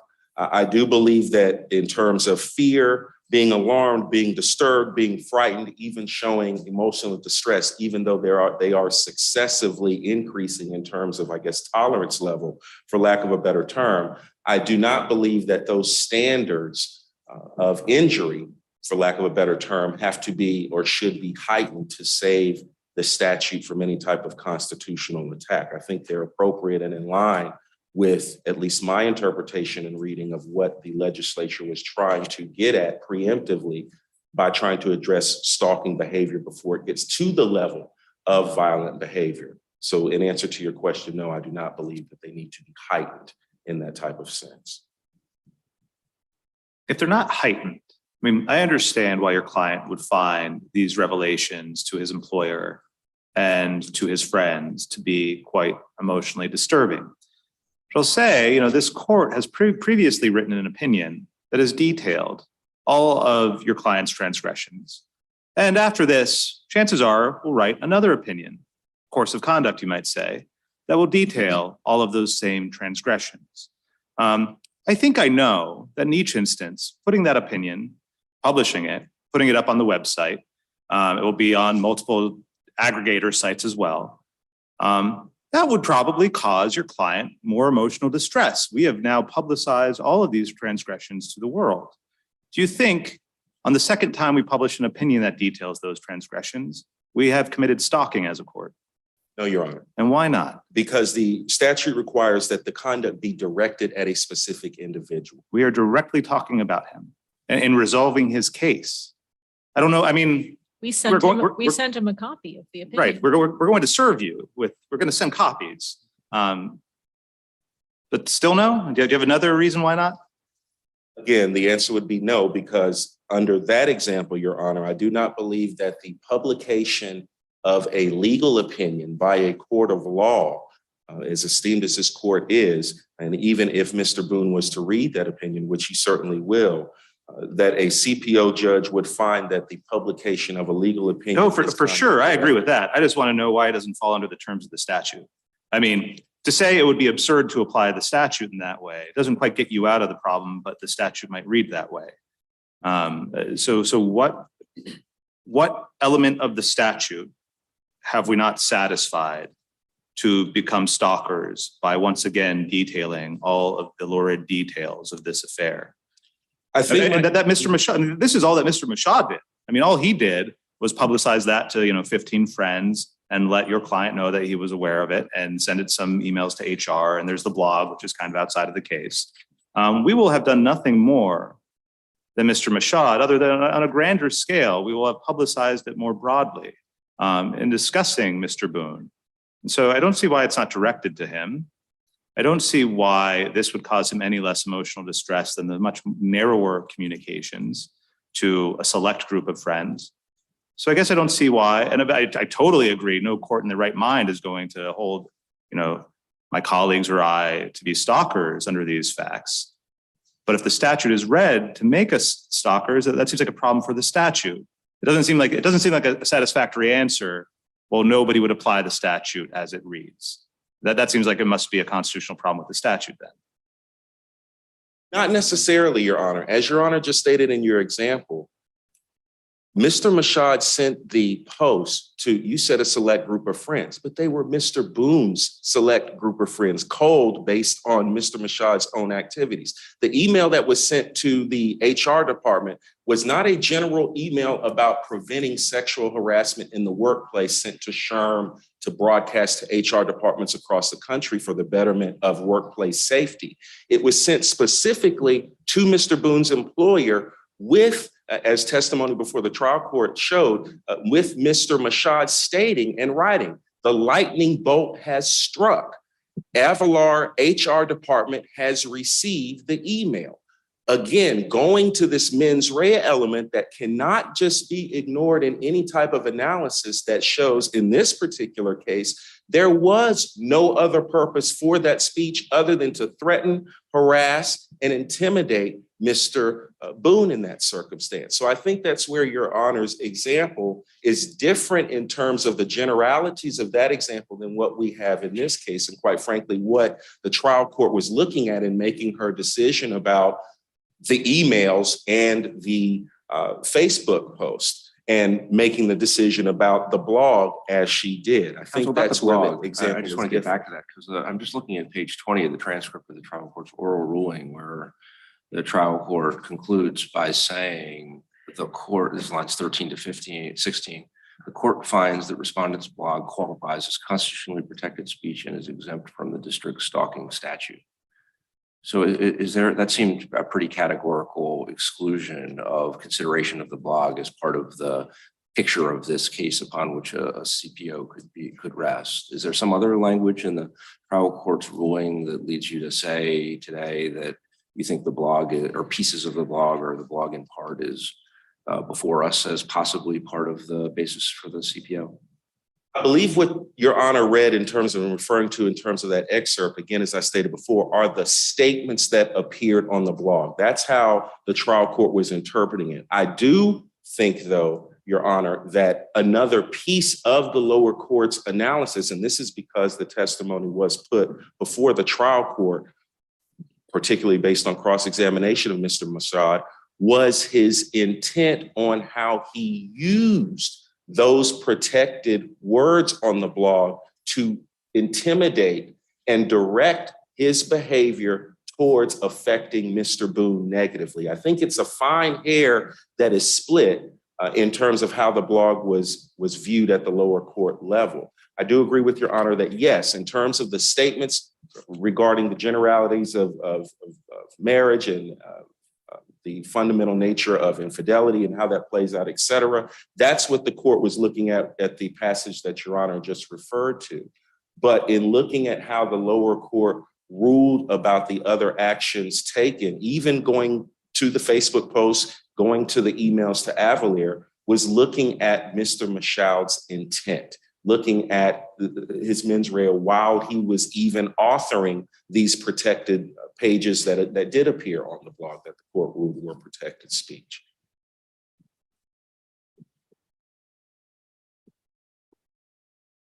In this particular case, I think this court can also lean on the Aussinger opinion in trying to construe how this speech integral to criminal conduct ought to be applied. Because in that case, we also had similar conduct of a website being used to cause distress upon the subject of whom the website was written about. But in that opinion, the Aussinger court looked at, and this is too going to a subject by subject, case by case analysis that I alluded to earlier in my argument. The Aussinger court looked at the nature of the facts that were disclosed. We weren't, as Judge Gill talked about before, talking about shrubberies looking appealing in the springtime or something else that isn't as offensive and private as sexual activity, infidelity with another person. And these types of issues have no legitimate interest in, the public rather has no legitimate interest in these types of issues. And I think if the court is looking at where do we draw the line, it goes back to how do we define the exceptions into which the speech is going to fall when an allegation of stalking is made. If we're just talking about someone standing on a doorstep commenting on the shrubs one time, does that reach the level that's set forth in the prongs set forth in the statute? No. But if we are talking about the disclosure, as we have here, of something very personal, very embarrassing, very intimate, that does not add any type of true value to the social discourse, then I think we are into speech that can be considered integral to criminal conduct. Because again, looking at it on a case-by-case basis, and particularly in this case, the question has to be asked, why was the speaker making and taking these steps with speech, expressive speech, as a part of their conduct, and what was their intent in doing so? And I think that's where the fine line has to be drawn in determining whether or not a speech can be considered a part of constitutionally protected activity. Mr. Jackson, in your brief, I believe it was your brief prior to the Banc brief, you talked about the Snyder case a bit in support of your arguments in this appeal. And I wondered if you could just shed a little light on why you think that case would be helpful to us in considering this. Well, I think what the Snyder case shows in this particular matter, one, in terms of the vagueness and overbreadth issue, I don't believe that the statute as written creates any type of overbreadth or vagueness type of concern that my amici counsel has talked about and opposing counsel has discussed before. I think the case is very clear and the legislature is very clear that what this case is, what the nature of the conduct that this case is meant to prevent is not to criminalize speech and not to criminalize it in such a way that no one can say anything about anyone at any time, but to really drill down and look at whether or not speech, in addition to the other conduct that's prescribed by the statute, is what the legislature was trying to prevent, and whether or not that can be considered criminal in nature.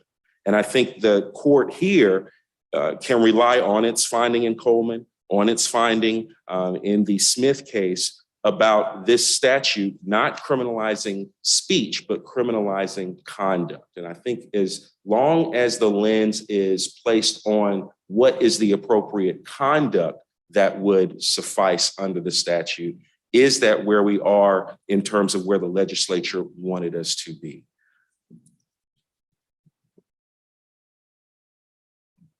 I don't know if there are any other questions from our colleagues. You still have some time remaining if you wanted to touch on any other arguments, but don't feel that you have to if you're done.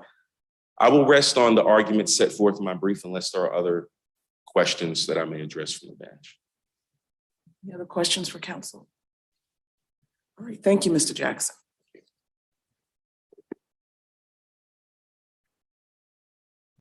Counsel for intervener, District of Columbia.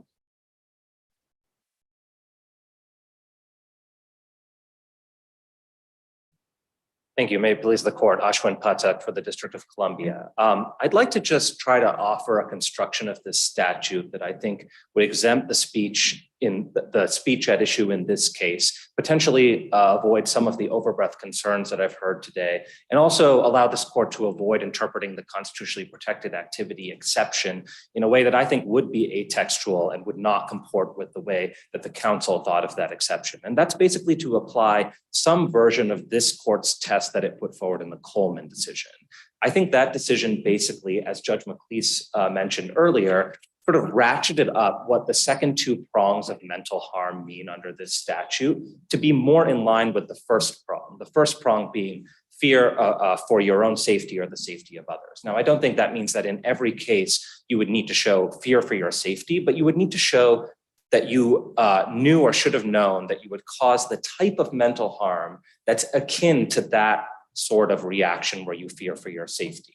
And so I think there's some textual clues that suggest that the council might have been thinking of something more heightened like that. In the B prong, the council reference says seriously alarm or disturb. I think that use of the word seriously means that it's more than just ordinary alarm or disturbance. In addition, when you look at the definition of emotional distress in the section that precedes that section, the court refers to significantly causing emotional distress in a way that in fact might lead you to have to seek medical help, mental health. It doesn't say that. It says you don't have to seek medical help.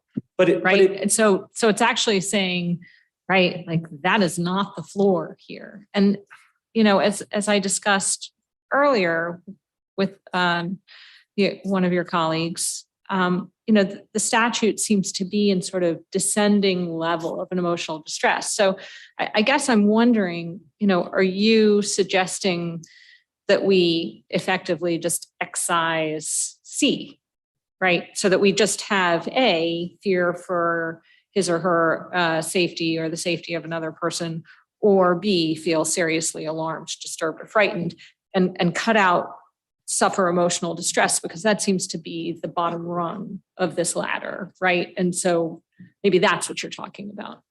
Perhaps. I mean, I see C and B as actually being relatively similar. And I think you certainly wouldn't want to cut. But we usually don't like to interpret statutes in a way that makes the statutory language redundant, right?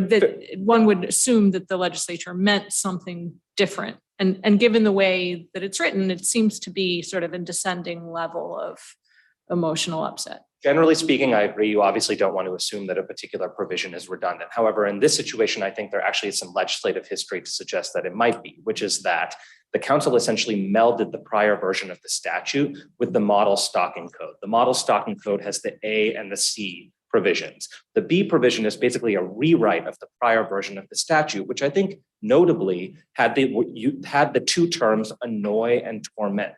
The council actually took those two terms out and instead added the term disturb on the advice of the Public Defender Service, who said that the annoy provision was too vague and didn't provide enough guidance for what it means. So the council in 2009 actually ratcheted up what those terms mean in order to, I think, target a much more narrow subset of mental harms. And I think by applying the statute in that way, as this court has already done in Coleman and could reiterate on Banc, that would be, I think, a way to narrow the statute. Can I just ask about the results of that narrowing? Because it still runs us into the same problem we're facing today. Imagine that this, I gave this example earlier. Imagine that rather than a consensual affair, this was a sexual assault that Mr. Boone had committed on Miss W. Mr. MASHAUD calls Mr. Boone and says, "You've committed a felony sexual assault. My next call is going to be to the DC MPD, and you, sir, are going to spend a long time in prison." I assume you'd agree with me that that would satisfy the ratcheted up version of emotional distress and the ratcheted up version of feeling seriously alarmed. He's just learned this is all accurate under my hypothetical. It's true. He has good reason to think he's going to go spend some decades in prison. Stalking? No, I don't think so. And the reason for that, I think, is that it really, in that situation, is not the speech that's causing the emotional distress. It's the fact that somebody actually committed sexual assault. And No, it's not. It's the speech. If he didn't say anything to him, he wouldn't be alarmed. If he didn't say anything to the cops, Mr. Boone is at ease in this hypothetical with his past sexual assault. He's comfortable with it. The only thing that distresses him is that it's coming to light. Well, I just think if you look at the Coleman decision, basically what that decision explains is that the emotional reaction that you have needs to rise substantially above what you might expect to have to deal with in sort of day-to-day society and your ordinary interactions with people. If you actually sexually assault somebody, you have got to imagine that if that may come to light and somebody might actually report that at some point. And I just don't think that it rises to the level of fearing for your safety or an equivalent emotional reaction. Don't get me wrong. I think it would, certainly be an extremely alarming reaction in the colloquial sense of the use. No, of it would be the alarming. scariest thing on earth if I realized I was going to prison for the next 20 years. If Mr. Boone realized he was going to prison for the next 20 years, like it sounds like you're saying, but he deserves it, which is interesting. I mean, but that sounds like, well, only if it's defamation would it be stalking. If it's true, there's protection for true speech, but you don't want to say that because that's No, contrary to your argument. Indeed. So I guess I don't understand the answer. It's deserved. Like people have to be able to handle truth. In a sense, yes. I mean, obviously that you can imagine some situations where truthful statements might actually result in a stalking claim, but I don't actually think reporting a crime is a good example of that. I think that is a situation where you really would expect to have to deal with those consequences of your own actions. And I just don't see the council as Why do you not have to expect to deal with the consequences of your actions, whether or not it's a sexual assault or it's an extramarital affair with a subordinate employee? Well, But I what's agree with that. what's the distinction there? I'm not sure there is a great distinction. The district believes that this particular speech in this case doesn't fall within the stalking statute and wouldn't qualify. But not because of either way, under the sexual assault hypothetical, the caller who's saying, I'm about to call the police, is threatening or not threatening, is indicating that there are going to be some legal consequences where this person's liberty might be compromised. In the hypothetical that are the facts of this case, where the report is of an extramarital affair with a subordinate employee, the consequences are that this guy might lose his job. He might lose his livelihood. He's a vice president of some company of, I don't know what age, but he might not get employed again. That's pretty distressing. I don't see the distinction that the government is trying to draw. Well, just to be clear, those two hypotheticals that you just suggested, we're not trying to just draw a distinction. We think both of those situations do not constitute stalking. And the reason we think that is because I don't think in either of those situations, the emotional reaction that somebody has rises to the level of being akin to fearing for your safety. The type of. But I'm saying that they do rise to the level of being very, very seriously distressing. Can I float an alternative for you? I mean, I see what you're trying to do, but I just don't think it works with suffering emotional distress. Like truthful, like facing the consequences of your actions can be extraordinarily emotionally distressing. And so it feels like an odd fit with C. Have you considered maybe truthful speech about another person just should fall outside? And this looks at 3132(8)A, which includes speech about another person. If it's truthful, it's about another person, well, then that needs to be excised from the statute. What do you think about that? I have some concerns with that. Obviously that, if the way that the court went about dealing with this, any potential overbreadth concern is some kind of narrow holding that combined about with, reporting truthful information that obviously wouldn't be as problematic as certain other. I just want to, but given your previous answers, they sound to me like you're saying, well, people should be expected to live with the facts of their lives being disclosed to. I think I could come up with some hypotheticals where truthful information given to another person about a third party would actually be very problematic and could raise the level of stalking. You can imagine outing somebody, revealing traumatic experiences from their past, revealing intimate details about a partner's life, an ex-spouse's life to their family, to their friends, to their parents, right? So I would be a little bit concerned about, just excising that out of the statute. I think rather the better way to do this is just ratchet up the harm that's required. And, Ask you know, about one of the ratcheting up scenarios, because emotional distress in isolation doesn't sound that demanding, even if, I mean, even as modified by the interpretation, with significant being a pretty imprecise term that can span all the way from more than tiny to something more than that. But the tort of intentional infliction of emotional distress carries with it a very stringent requirement of the kind of consequences and the nature of the emotional distress. What's your view about the extent to which, at least with respect to that subsection, that wouldn't necessarily answer the prior subsection, that interpreting that language to require the showing that would suffice, although the mens rea would be different, its own issues, but require the kind of emotional distress that would suffice for the tort? I'm not opposed to it. I actually think it's somewhat in accord with this court's decision in Coleman, which said that basically you're raising the harm required to something akin to fearing for your safety. And I think in the IIED tort, you might say, it's something like the type of outrageous conduct that results in a reaction that no person should be expected to endure in sort of civilized society, right? I think that actually would. I mean, that still leaves the other part of the topic I was raising, which is, it seems to me a quite interesting constitutional question, whether would be lawful to create a tort of negligent infliction of emotional distress, even if the emotional distress requirement is ratcheted all the way up to what the tort otherwise requires. But is your view that negligent infliction of emotional distress, if that were a tort and otherwise carried with it the requirements of the tort, but you just water down the mens rea, that's a constitution, that would be a constitutional tort and could be a constitutional basis for,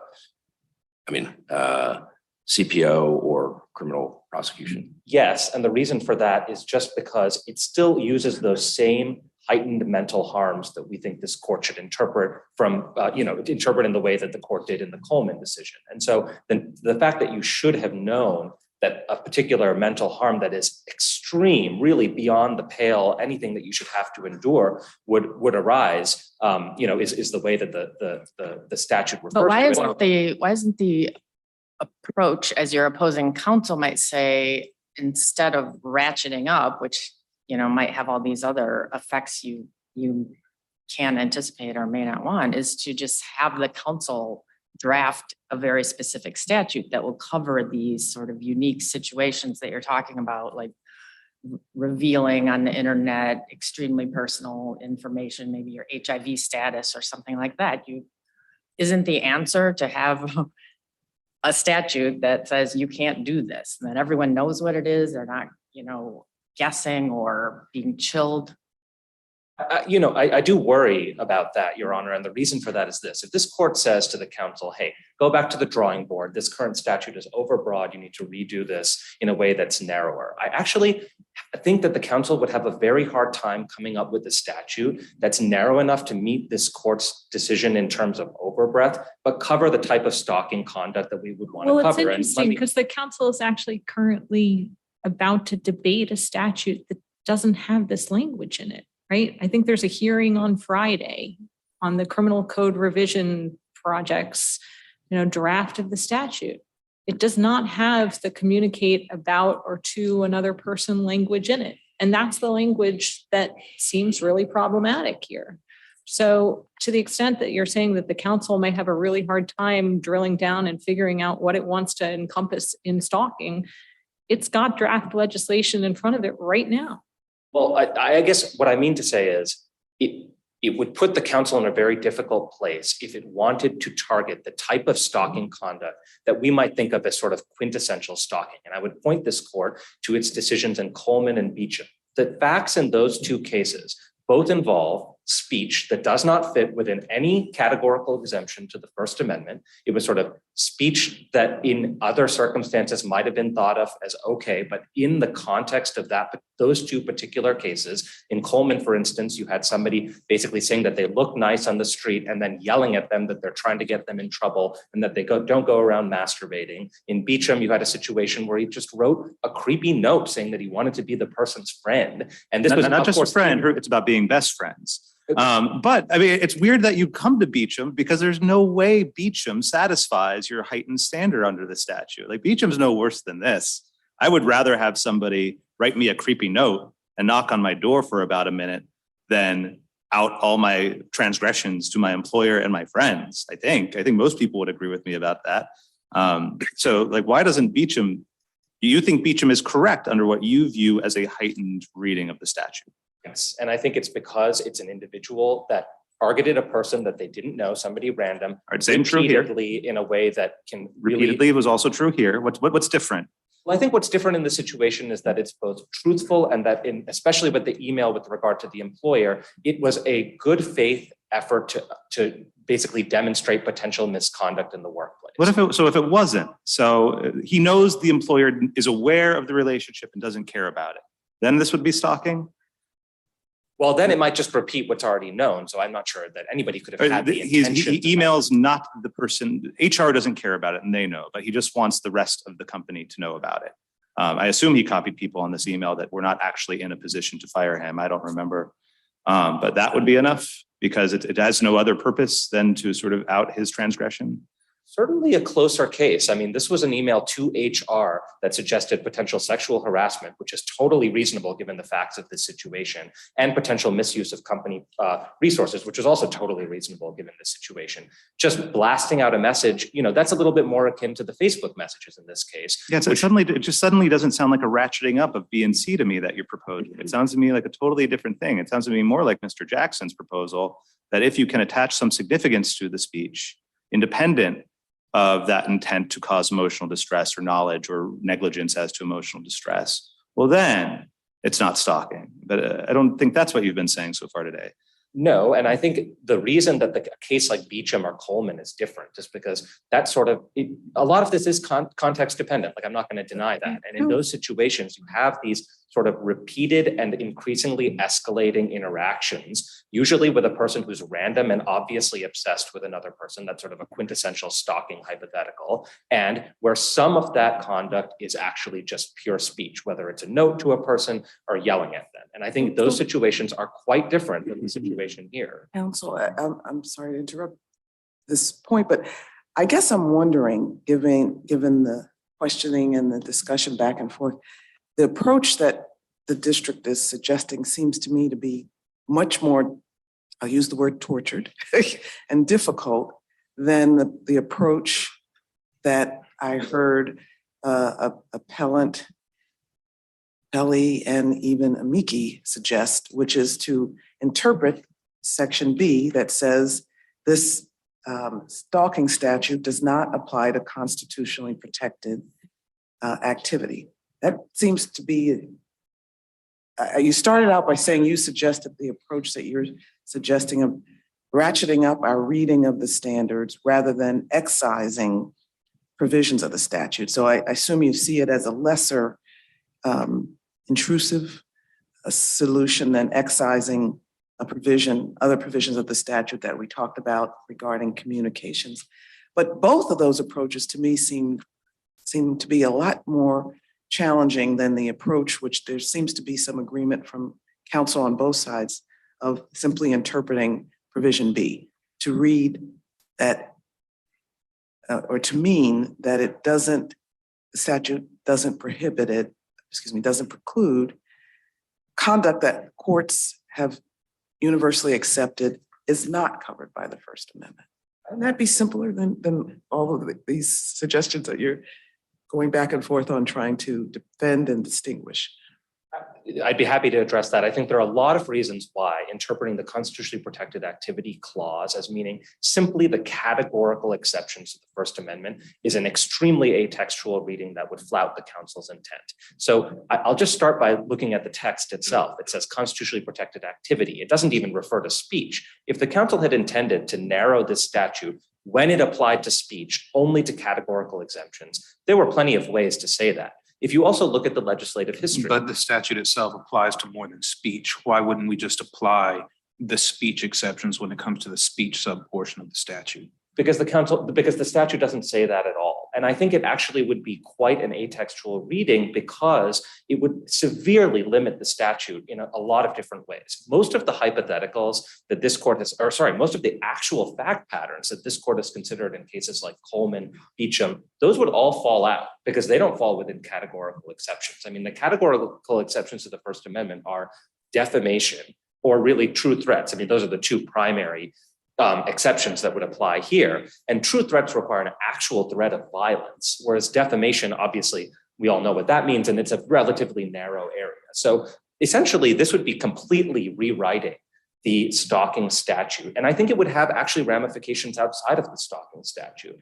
Mr. MASHAUD cites in his brief the fact that the constitutionally protected activity clause also appears in the district's revenge porn statute, which criminalizes any sending of the genitalia of another person to someone else without their consent. But if you have to prove in every single case of revenge porn that also meets the obscenity definition, which, by the way, does not require that nudity is not a sufficient basis for finding obscenity, that really dramatically changes that statute as well.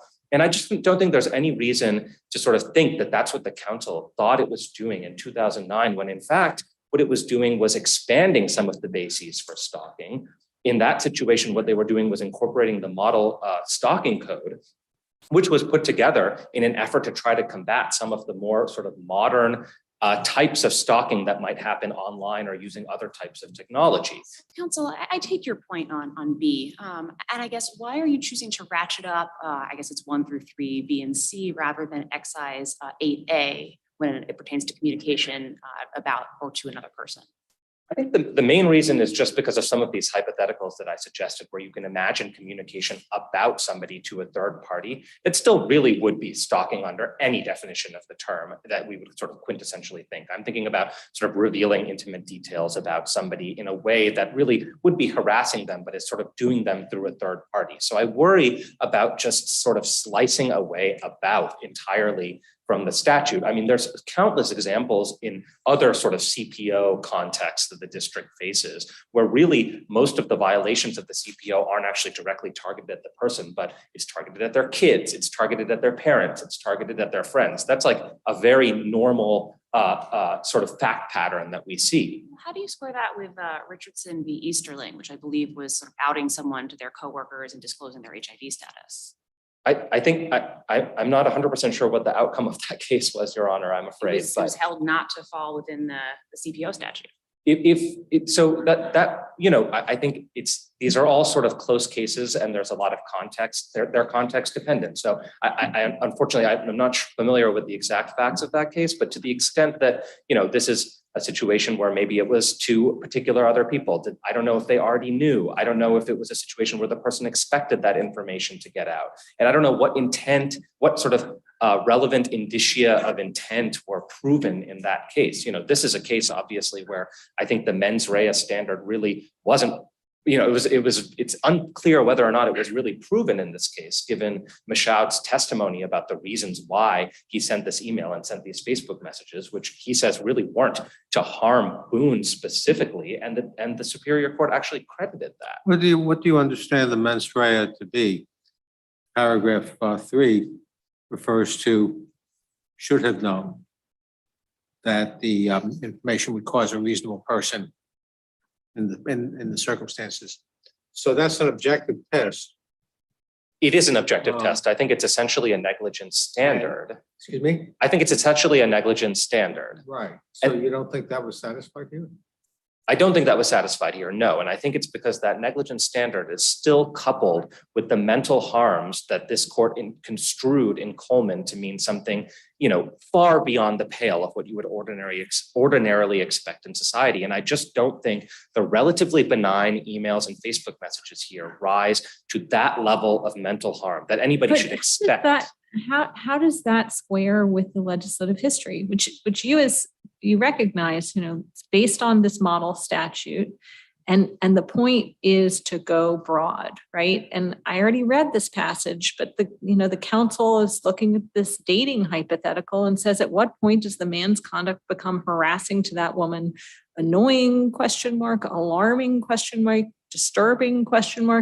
And the council doesn't say, look, none of that would be enough, right?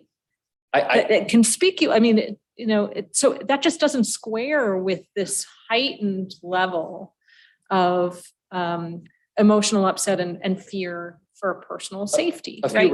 A few responses to that. I think that I read that paragraph as suggesting conduct that is sort of before the level of getting to stalking. What the council is suggesting is that after you sort of ask somebody out on a date once, twice, 3 times, at some point past that, there's going to be a place where it turns into stalking. And that is sometimes going to be unclear and very context dependent, as many of these types of criminal statutes are. So I don't read the council as suggesting, asking somebody out on a date a couple times is going to result in stalking in any case. That it very They're could not never. saying that, but what they are saying is we want to nip this in the bud, right? We want to get to this conduct before it turns into something bad, right? So that also suggests that the conduct that they're trying to reach isn't necessarily the conduct that immediately causes someone to fear for their safety, right? Well, it is certainly true that they're It's trying the to nip it. precursor conduct. Yeah, yes, absolutely, that's right. Except that the council in the same breath said that the prior version of the statute was too confusing and therefore specifically excised both annoy and torment and put in its place disturb. So clearly the council was trying to raise the bar, at least to some extent, on the mental harm elements, while at the same time obviously trying to encompass sort of the full range of stalking. So let me ask you a hypothetical. Let's talk not about speech, let's just talk about conduct, right? So same hypothetical of going out on a date and person really wants a second date. And so they start leaving roses on the datee's car, right? All around the city, following this person around. She goes to see her new boyfriend, her parents, rose on the car, no speech, just a rose, right? Nothing threatening. And to the extent that they have any communication, it's, I love you. And I would never hurt you. I just love you. And so, leaving the rose around. How could one meet this heightened level of fear about personal safety where, all of the evidence is that this person is saying, I would never hurt you. I just love you. But I am monitoring you and following you around and placing you under surveillance because I know everywhere you go and I'm leaving a rose on your car. Well, so at a certain That's not stalking?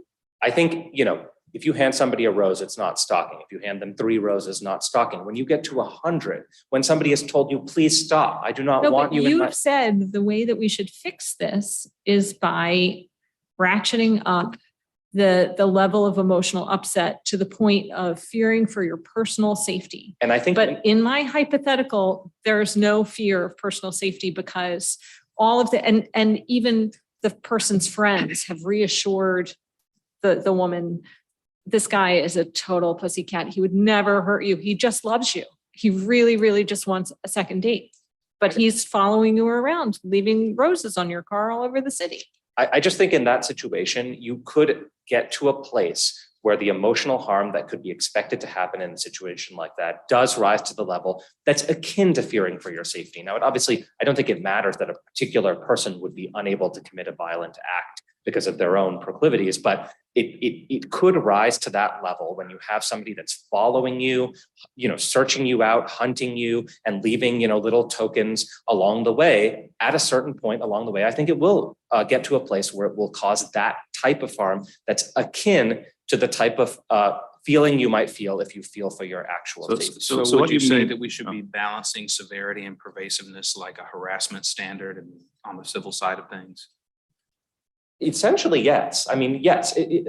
The sort of, I think the issue with this type of a crime is that at a certain point, yes, it's going to require some level of balancing and some understanding of what sort of ordinary citizen should be expected to have to handle in day-to-day society. So I'm not denying that there's going to be some squishy cases in the middle, as there often are in these types of, whether it's breach of the peace, there's all sorts of kind of criminal statutes in this general area that might raise some constitutional concerns in some outlier cases, and generally are a little bit hard to define, but I don't think that I think we got rid of breach of the peace, didn't we? I don't. Fair, fair enough, Your Honor. Yes, but other things like that, whether it's picketing, other types of obstruction on the roadways, et cetera, that continue to remain crimes in the District of Columbia. I do want to. I know I'm way past Well, my may I time. ask you a question? I think one argument that is being made is that your solution, even if we were to adopt it and require a very high level of emotional distress to trigger the statute's application, would not necessarily solve the First Amendment problem, because the First Amendment even tolerates causing that level of distress. How do you respond to that? Absolutely. And so I think my response is primarily that the more extreme cases, situations where it really would apply to constitutionally protected speech, that can be decided on a case-by-case basis as applied. This may be a case like that. If this court decides, contrary to our suggestion that the stalking statute does in fact apply to this particular conduct, then I think, the district hasn't taken a clear position on this, but I think there's certainly a good argument that it would probably push the boundaries of the First Amendment and in an as-applied challenge, which is the only challenge that Mr. MASHAUD has brought here, that it would violate the First Amendment. But that doesn't mean that this statute is overbroad, and I would just really push back against that. I think if the court adopts a Coleman-type standard that really ratchets up the mental harm required under all three prongs, I think it's going to be the rare case that it's applied in a way that is unconstitutional. And part of the overbreadth consideration that this court has to look at is really, how has this thing been applied in the real world? And if you look back at the last 13 years, there is not a Sorry, single... can I just pause you there? You think the overbreadth analysis is how it has been applied historically as opposed to its applications as you read the statute? I think that is one factor that goes into whether or not it is overbroad, and an important fact. Can you give me what you think the best precedent for that proposition is? I don't have that at the tip of my fingers, but that's fair. It's cited in our brief. Okay. And I think the reason for that is really that overbreadth is looking at chill. And in the last 13 years, there's not a single example of a case coming up to this court raising a credible First Amendment challenge. And the two superior court cases that I'm aware of, Gray v. Sobin and the case involving Council Member White, both were decided in the Superior Court as violating the First Amendment. But how do we know that isn't because speech hasn't been chilled? I mean, I don't understand the argument that we have to find cases showing overbreadth before we can discern overbreadth, right? If the council passed a statute tomorrow that said no one can talk, right? And then the case immediately came up to our court on Friday and no one had interpreted the statute, right?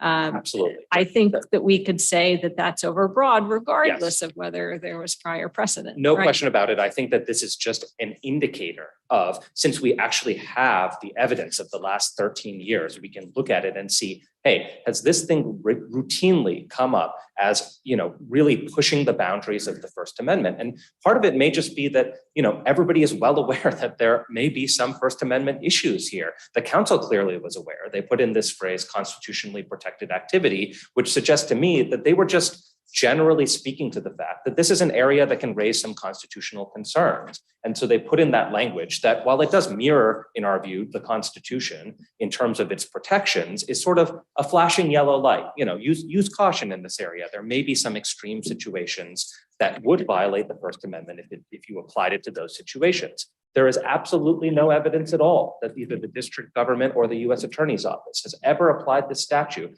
in a way that is routinely raising First Amendment concerns. Actually, there's no example of a case. All of the cases that have raised any First Amendment concern have come when private parties have gone to Superior Court seeking a CPO, and then it's up to the Superior Court judges to deal with these cases on a case-by-case basis. And I just note one other thing in that regard. One notable aspect of this case, I think, is that the Superior Court decisions here were issued in 2014 and 2016, both well before this court's construction of the statute in Coleman. So I think, if this court were to reiterate that sort of heightened mental harm requirement in an en banc decision, that would really be a strong indication to the Superior Court judges to, be cautious about the way that they're applying this statute. I'm not so sure about that, though. The judge in this case thought, there were contradictory fact findings, but, ordered Mr. MASHAUD to pay Mr. Boone's therapy. She clearly thought there was heightened distress.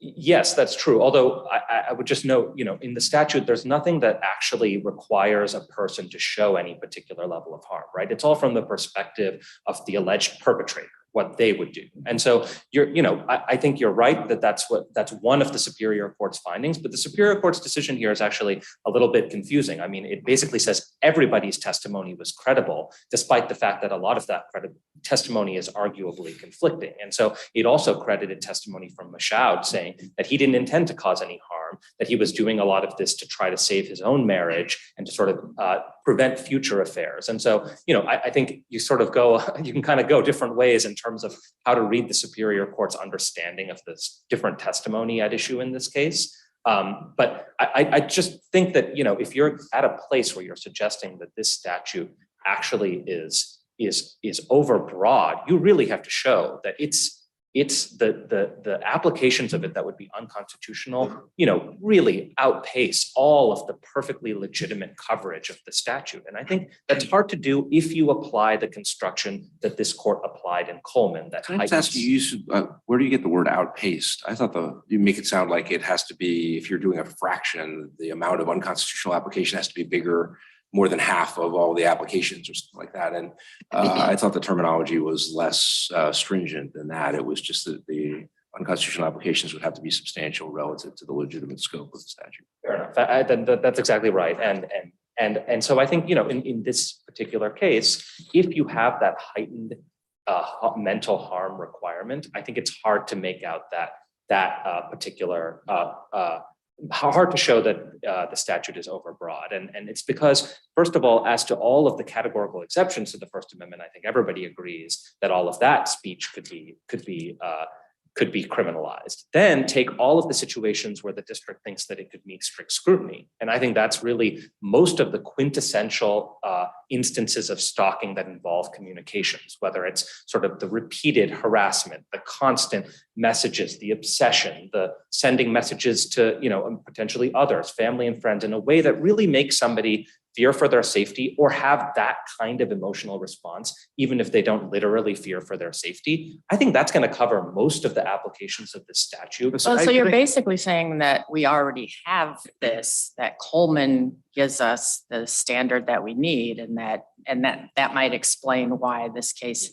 didn't come out the right way, because it was pre-Coleman or whatever. But how do you explain the majority in the appellate decision? They had Coleman before them, but didn't seem to think it was insufficient or didn't want to reach that. I read the majority opinion as actually not addressing that first question, as it's just I don't think that the panel really addressed the first question. I guess the question is, wouldn't you think they would, if why would they get to the point of remanding if they thought the evidence was insufficient? I'm not sure. You all might have a better sense than I would. I just don't. I don't know that question. But I don't know why the panel decision didn't address it, but it didn't address it, and so I see it as being undecided. And I do agree with you that I think the Coleman decision would basically deal with a lot of the constitutional concerns. Now, I don't want to suggest that there aren't going to be extreme cases. I've heard a lot of hypotheticals today that I think probably would raise First Amendment concerns, but there's been no suggestion that the Superior Court and this court can't deal with those cases on a case-by-case basis in an as-applied way, which is typically how this works. I mean, overbreadth is really strong medicine. It's the rare case where an entire statute is struck down as overbroad or substantially. But why are we rewritten. talking about an entire statute being struck down, right? It seemed like you were proposing either that we excise or strike down part of the emotional upset component of the statute, or, sort of way second choice, that we excise some of the language about what course of conduct means. And why is that so bad for us to just say, this is constitutionally problematic, it's overbroad or vague. Legislature, go back and fix it, right? For us not to impose some judicially legislated alternative understanding of a statute, but to go tell the legislature to tell us what they mean, right?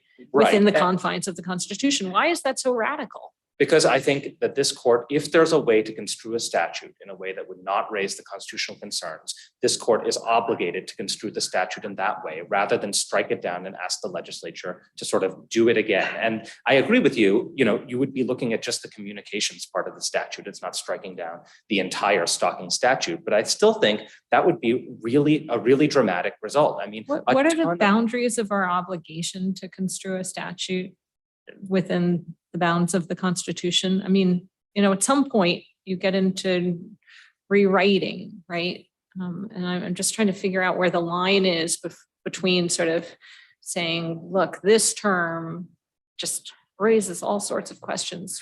This can't fly. And substituting an alternative solution. And the second seems to cross the line. And I hear a lot of people suggesting that we impose some corrective understanding on the statute. I agree with you that you could not just completely rewrite a statute, but if there's a plausible construction that would avoid some of the constitutional concerns and is at least a reasonable reading of what the council might have intended, I think the court is obligated to adopt that construction. If otherwise, it would be essentially striking down the statute or sort of slashing parts of the statute out in order to avoid constitutional concerns. And I think, in Coleman, at least 3 members of this court thought that that was a reasonable construction of the statute. I agree. I think there's I thought it was evidence. only 2. I thought there was a dissent in Coleman. But I think the dissent was actually on the course of How many conduct times? provision. That's right. And as far as I understand, the dissenting judge actually agrees with the majority as to this particular issue. And so I think, I think that's a reasonable reading of what the council was trying to do. I think there's evidence in the legislative history by striking the annoy and the torment provisions and putting in disturb in order to specifically respond to the Public Defender Service's suggestion that the prior version is too confusing. So I think they were actually focused on the mental harm requirement. And I think interpreting it in that way would still allow the vast majority of sort of quintessential stalking activity that is purely communications, the type of obsessive speech that results in a legitimate fear for somebody's safety or a similar mental harm could still be included within the statute, and you could construe it in a way that avoids some of the constitutional concerns. Right. Thank you, counsel, very much. We appreciate the district's brief as interveners in this case. Mr. Kaplan, you reserved some of your time for rebuttal. Yes, thank you, Your Honor. I think you reserved 15 minutes. Let me just take this opportunity as I'm supposed to respond to a few of the points made by other. If you could, yes, thank you. Yeah, can you hear me okay? Okay, thank you.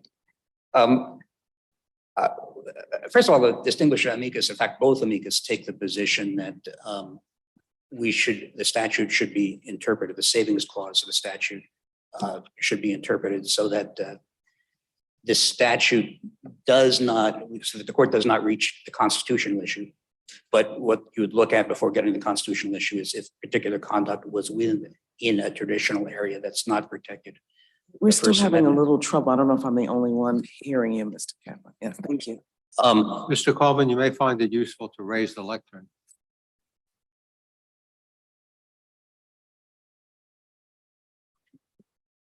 We can hear you if you're close to that microphone there. Thank you.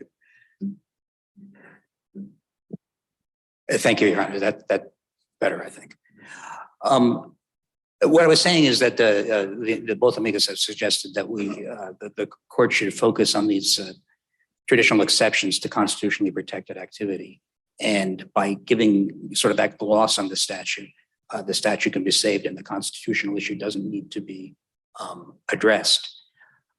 We've endorsed that as an alternative holding, and that has the big advantage of not needing to find the statute or a portion of the statute unconstitutional. I would just note that, as a practical matter, I think there may be difficulties in interpreting that approach. It's not always clear whether a particular conduct will fall. The scope of the traditionally protected activities is not always as clear as one might hope. For example, in this case, we've heard what happened here just this morning described as defamation. I don't think it is because it was truthful, but there's at least an argument being made that it is defamatory. Do you agree with the district's suggestion for resolving the constitutional issue raised by the statute? No, I mean, the district says, if I understand what the district is saying, they're saying that you need to have a level of distress, some kind of harm akin to a threat. And I'm not quite sure what that means. I don't understand how that's an interpretable. I took it to mean the level of upset caused by the communication would need to be akin to the level of upset one would feel by being put in physical fear for their, physical well-being. Does that make sense? It does. I think it's, as a practical matter, what exactly is that? I think it's hard to, and it's not really consistent with the wording in the statute. But that said, if the court thinks that we should prevail on those grounds, we're not going to, we're not going to object to prevailing on those particular grounds. I'm not sure you would prevail on those grounds. I think I'd rather be physically harmed than have my professional career ruined, which is what the level of upset here arose to. But that's neither here. That's not a question for you. I'm right. You keep going. I think the district is saying that we would prevail, if I understand the brief, their interpretation of the statute. But no, I think the district's interpretation is very difficult. Our preference is that the court address the constitutional issue, and that to the extent that this statute reaches conduct that is not a true threat, that makes another person uncomfortable, upset, it's not constitutional in our view. This was not particularly fleshed out in the argument, but I had asked about balancing severity and pervasiveness. Could you see a point where some behavior is so pervasive that even though it did not cause someone a great deal of distress, it still needs to be nipped? Well, behavior, if you're talking about following someone, conduct that is not speech, I think that's covered by the statute now, and we don't object to that interpreting statute. For instance, let's take Judge Deal's hypothetical from the start of the government's argument, where there was in this hypothetical, a sexual assault, and there was the call saying, I'm going to report that. I could see that in connection with an actual report being constitutionally protected, right, because you're reporting a crime. But what if instead of that, Mr. MASHAUD, for a period of 6 months or a year or so, once a month called and said he was going to report it and never did?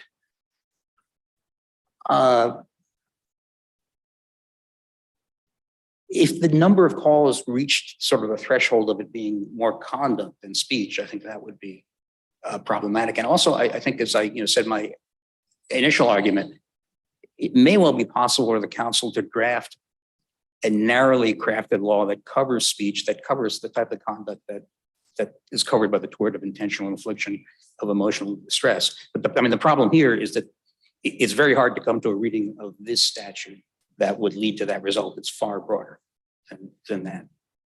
Counsel, I take the appellee to be actually agreeing with you in some circumstance that this has to be limited to the conduct or the speech that is outside the First Amendment. But then he responds that this is that because it's speech integral to criminal conduct. So could you respond to that? It's on the speech integral to criminal conduct issue? Yes.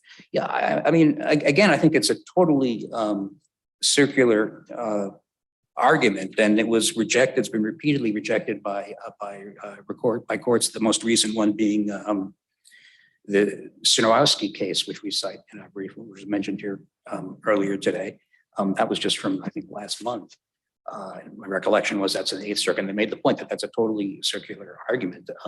Other courts have made that point. Again, the argument being, which I think opposing counsel made here today, that this falls within the criminal conduct exception because it was criminal because it violated the stalking statute. You get to a sort of a circular result. Now, to be fair, there are cases which seem to endorse that view, but I just don't think there's anything. It doesn't make any sense. And I think to the extent there are cases that says that something falls within the integral to criminal conduct exception because it violated the law of making certain speech illegal. That just, I don't think is tenable. It would destroy the First Amendment.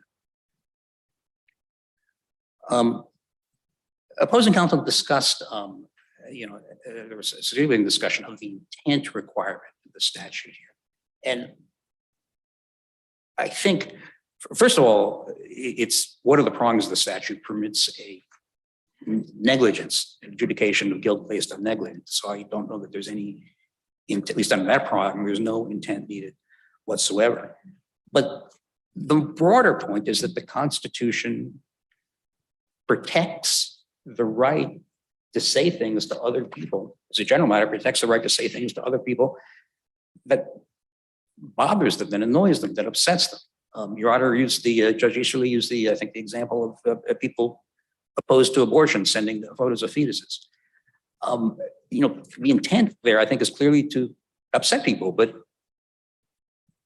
it's a permissible intent. You can intend to speak and intend to upset people. So to say that somehow the statute is saved by a requirement that there be a specific intent that doesn't make much sense. I mean, there's nothing wrong with having that intent. That intent, in fact, is I mean, those examples, I mean, like Snyder v. Phelps, which put a lot of emphasis on the fact that it was on a matter of public interest. And really the majority in Snyder v. Phelps framed the question as to whether or not this was a topic of public interest.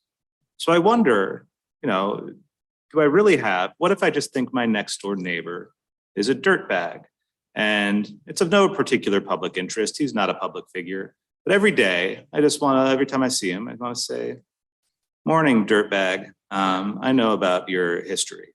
And my only intent is to upset him. And there's no public good that comes from it. Do you think it enjoys the same level of First Amendment protection as the type of speech where it's advocacy and it's trying to disturb somebody to change some public policy? And I assume your answer to that's going to be no. And then my question is, can that be prescribed? Just to sort of, let's assume a narrowly tailored statute that said, communication to another person that they have made clear is unwelcome and yet is repeated 2 or more times thereafter. Do you think that would pass constitutional muster? Well, first of all, I do think that speech on private matters is very protected, almost probably to the same extent as speech on issues of public importance. Oh, you think to the same extent as matters of public importance? I mean, the Supreme Court has really addressed the private-public distinction in instances of speech by public employees, and also to some extent in libel law. So there's a difference, especially I guess when you come to libel to slander. Generally, certainly when it comes to truthful speech, I think the rights are the same. And you're right, Your Honor, in Snyder versus Phelps, I mean, the case did discuss at length that it was or did note that this was discussion on a matter of public interest.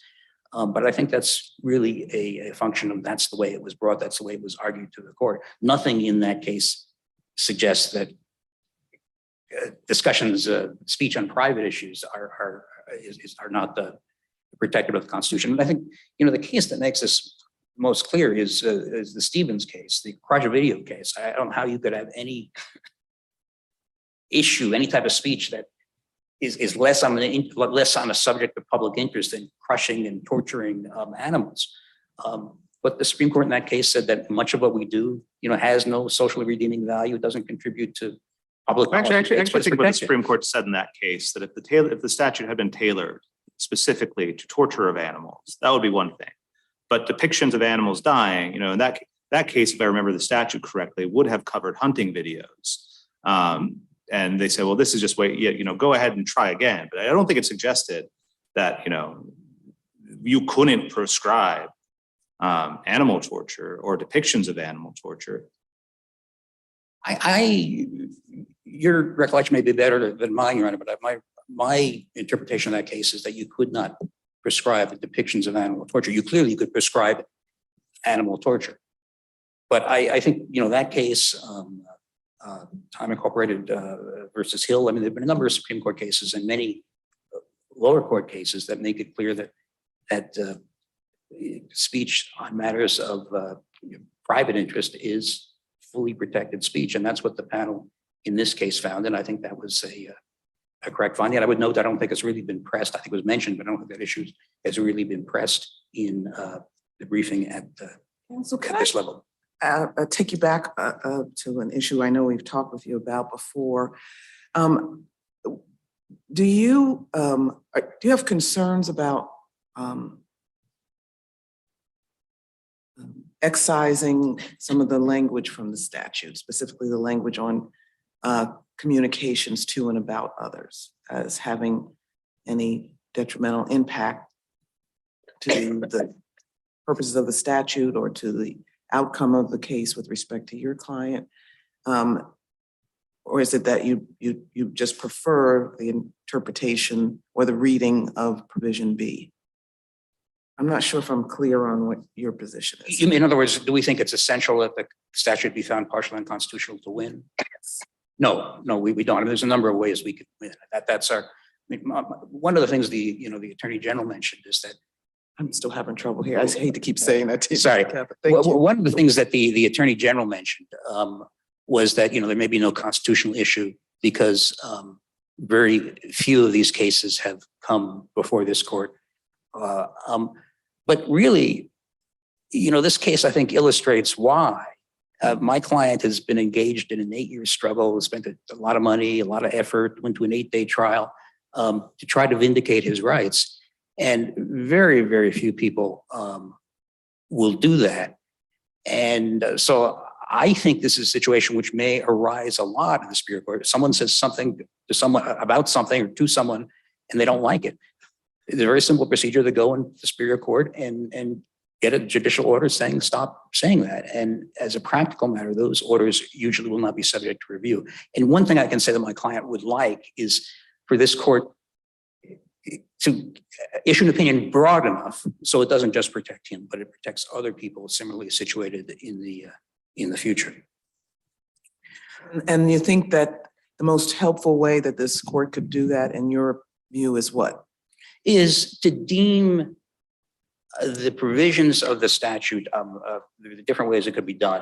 I think our preference would be that the B and C provisions under 3133 be deemed unconstitutional.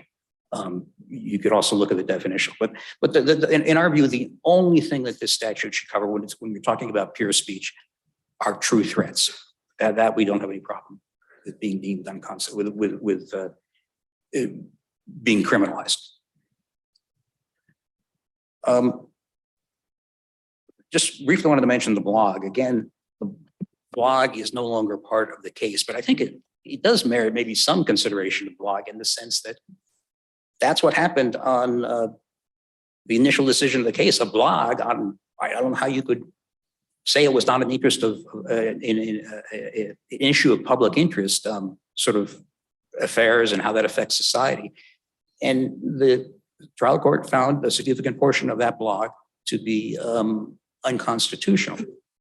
And I think what she said is, what she objected to is Dr. MASHAUD tried to illustrate his point with specific examples of what had happened. And she said that was impermissible. But it clearly suggests a law that is way overbroad and that has a chilling effect on the speech of individuals in the district. And that, Your Honor, those are the points, the responsive points that I wanted to make. Happy to answer any other questions if there are any. Are there any other questions from my colleagues? If not, thank you. Thank you very and much. I'd like to thank all counsel, the amici, as well as the interveners for your briefs and arguments in this case today. Thank you all. All right.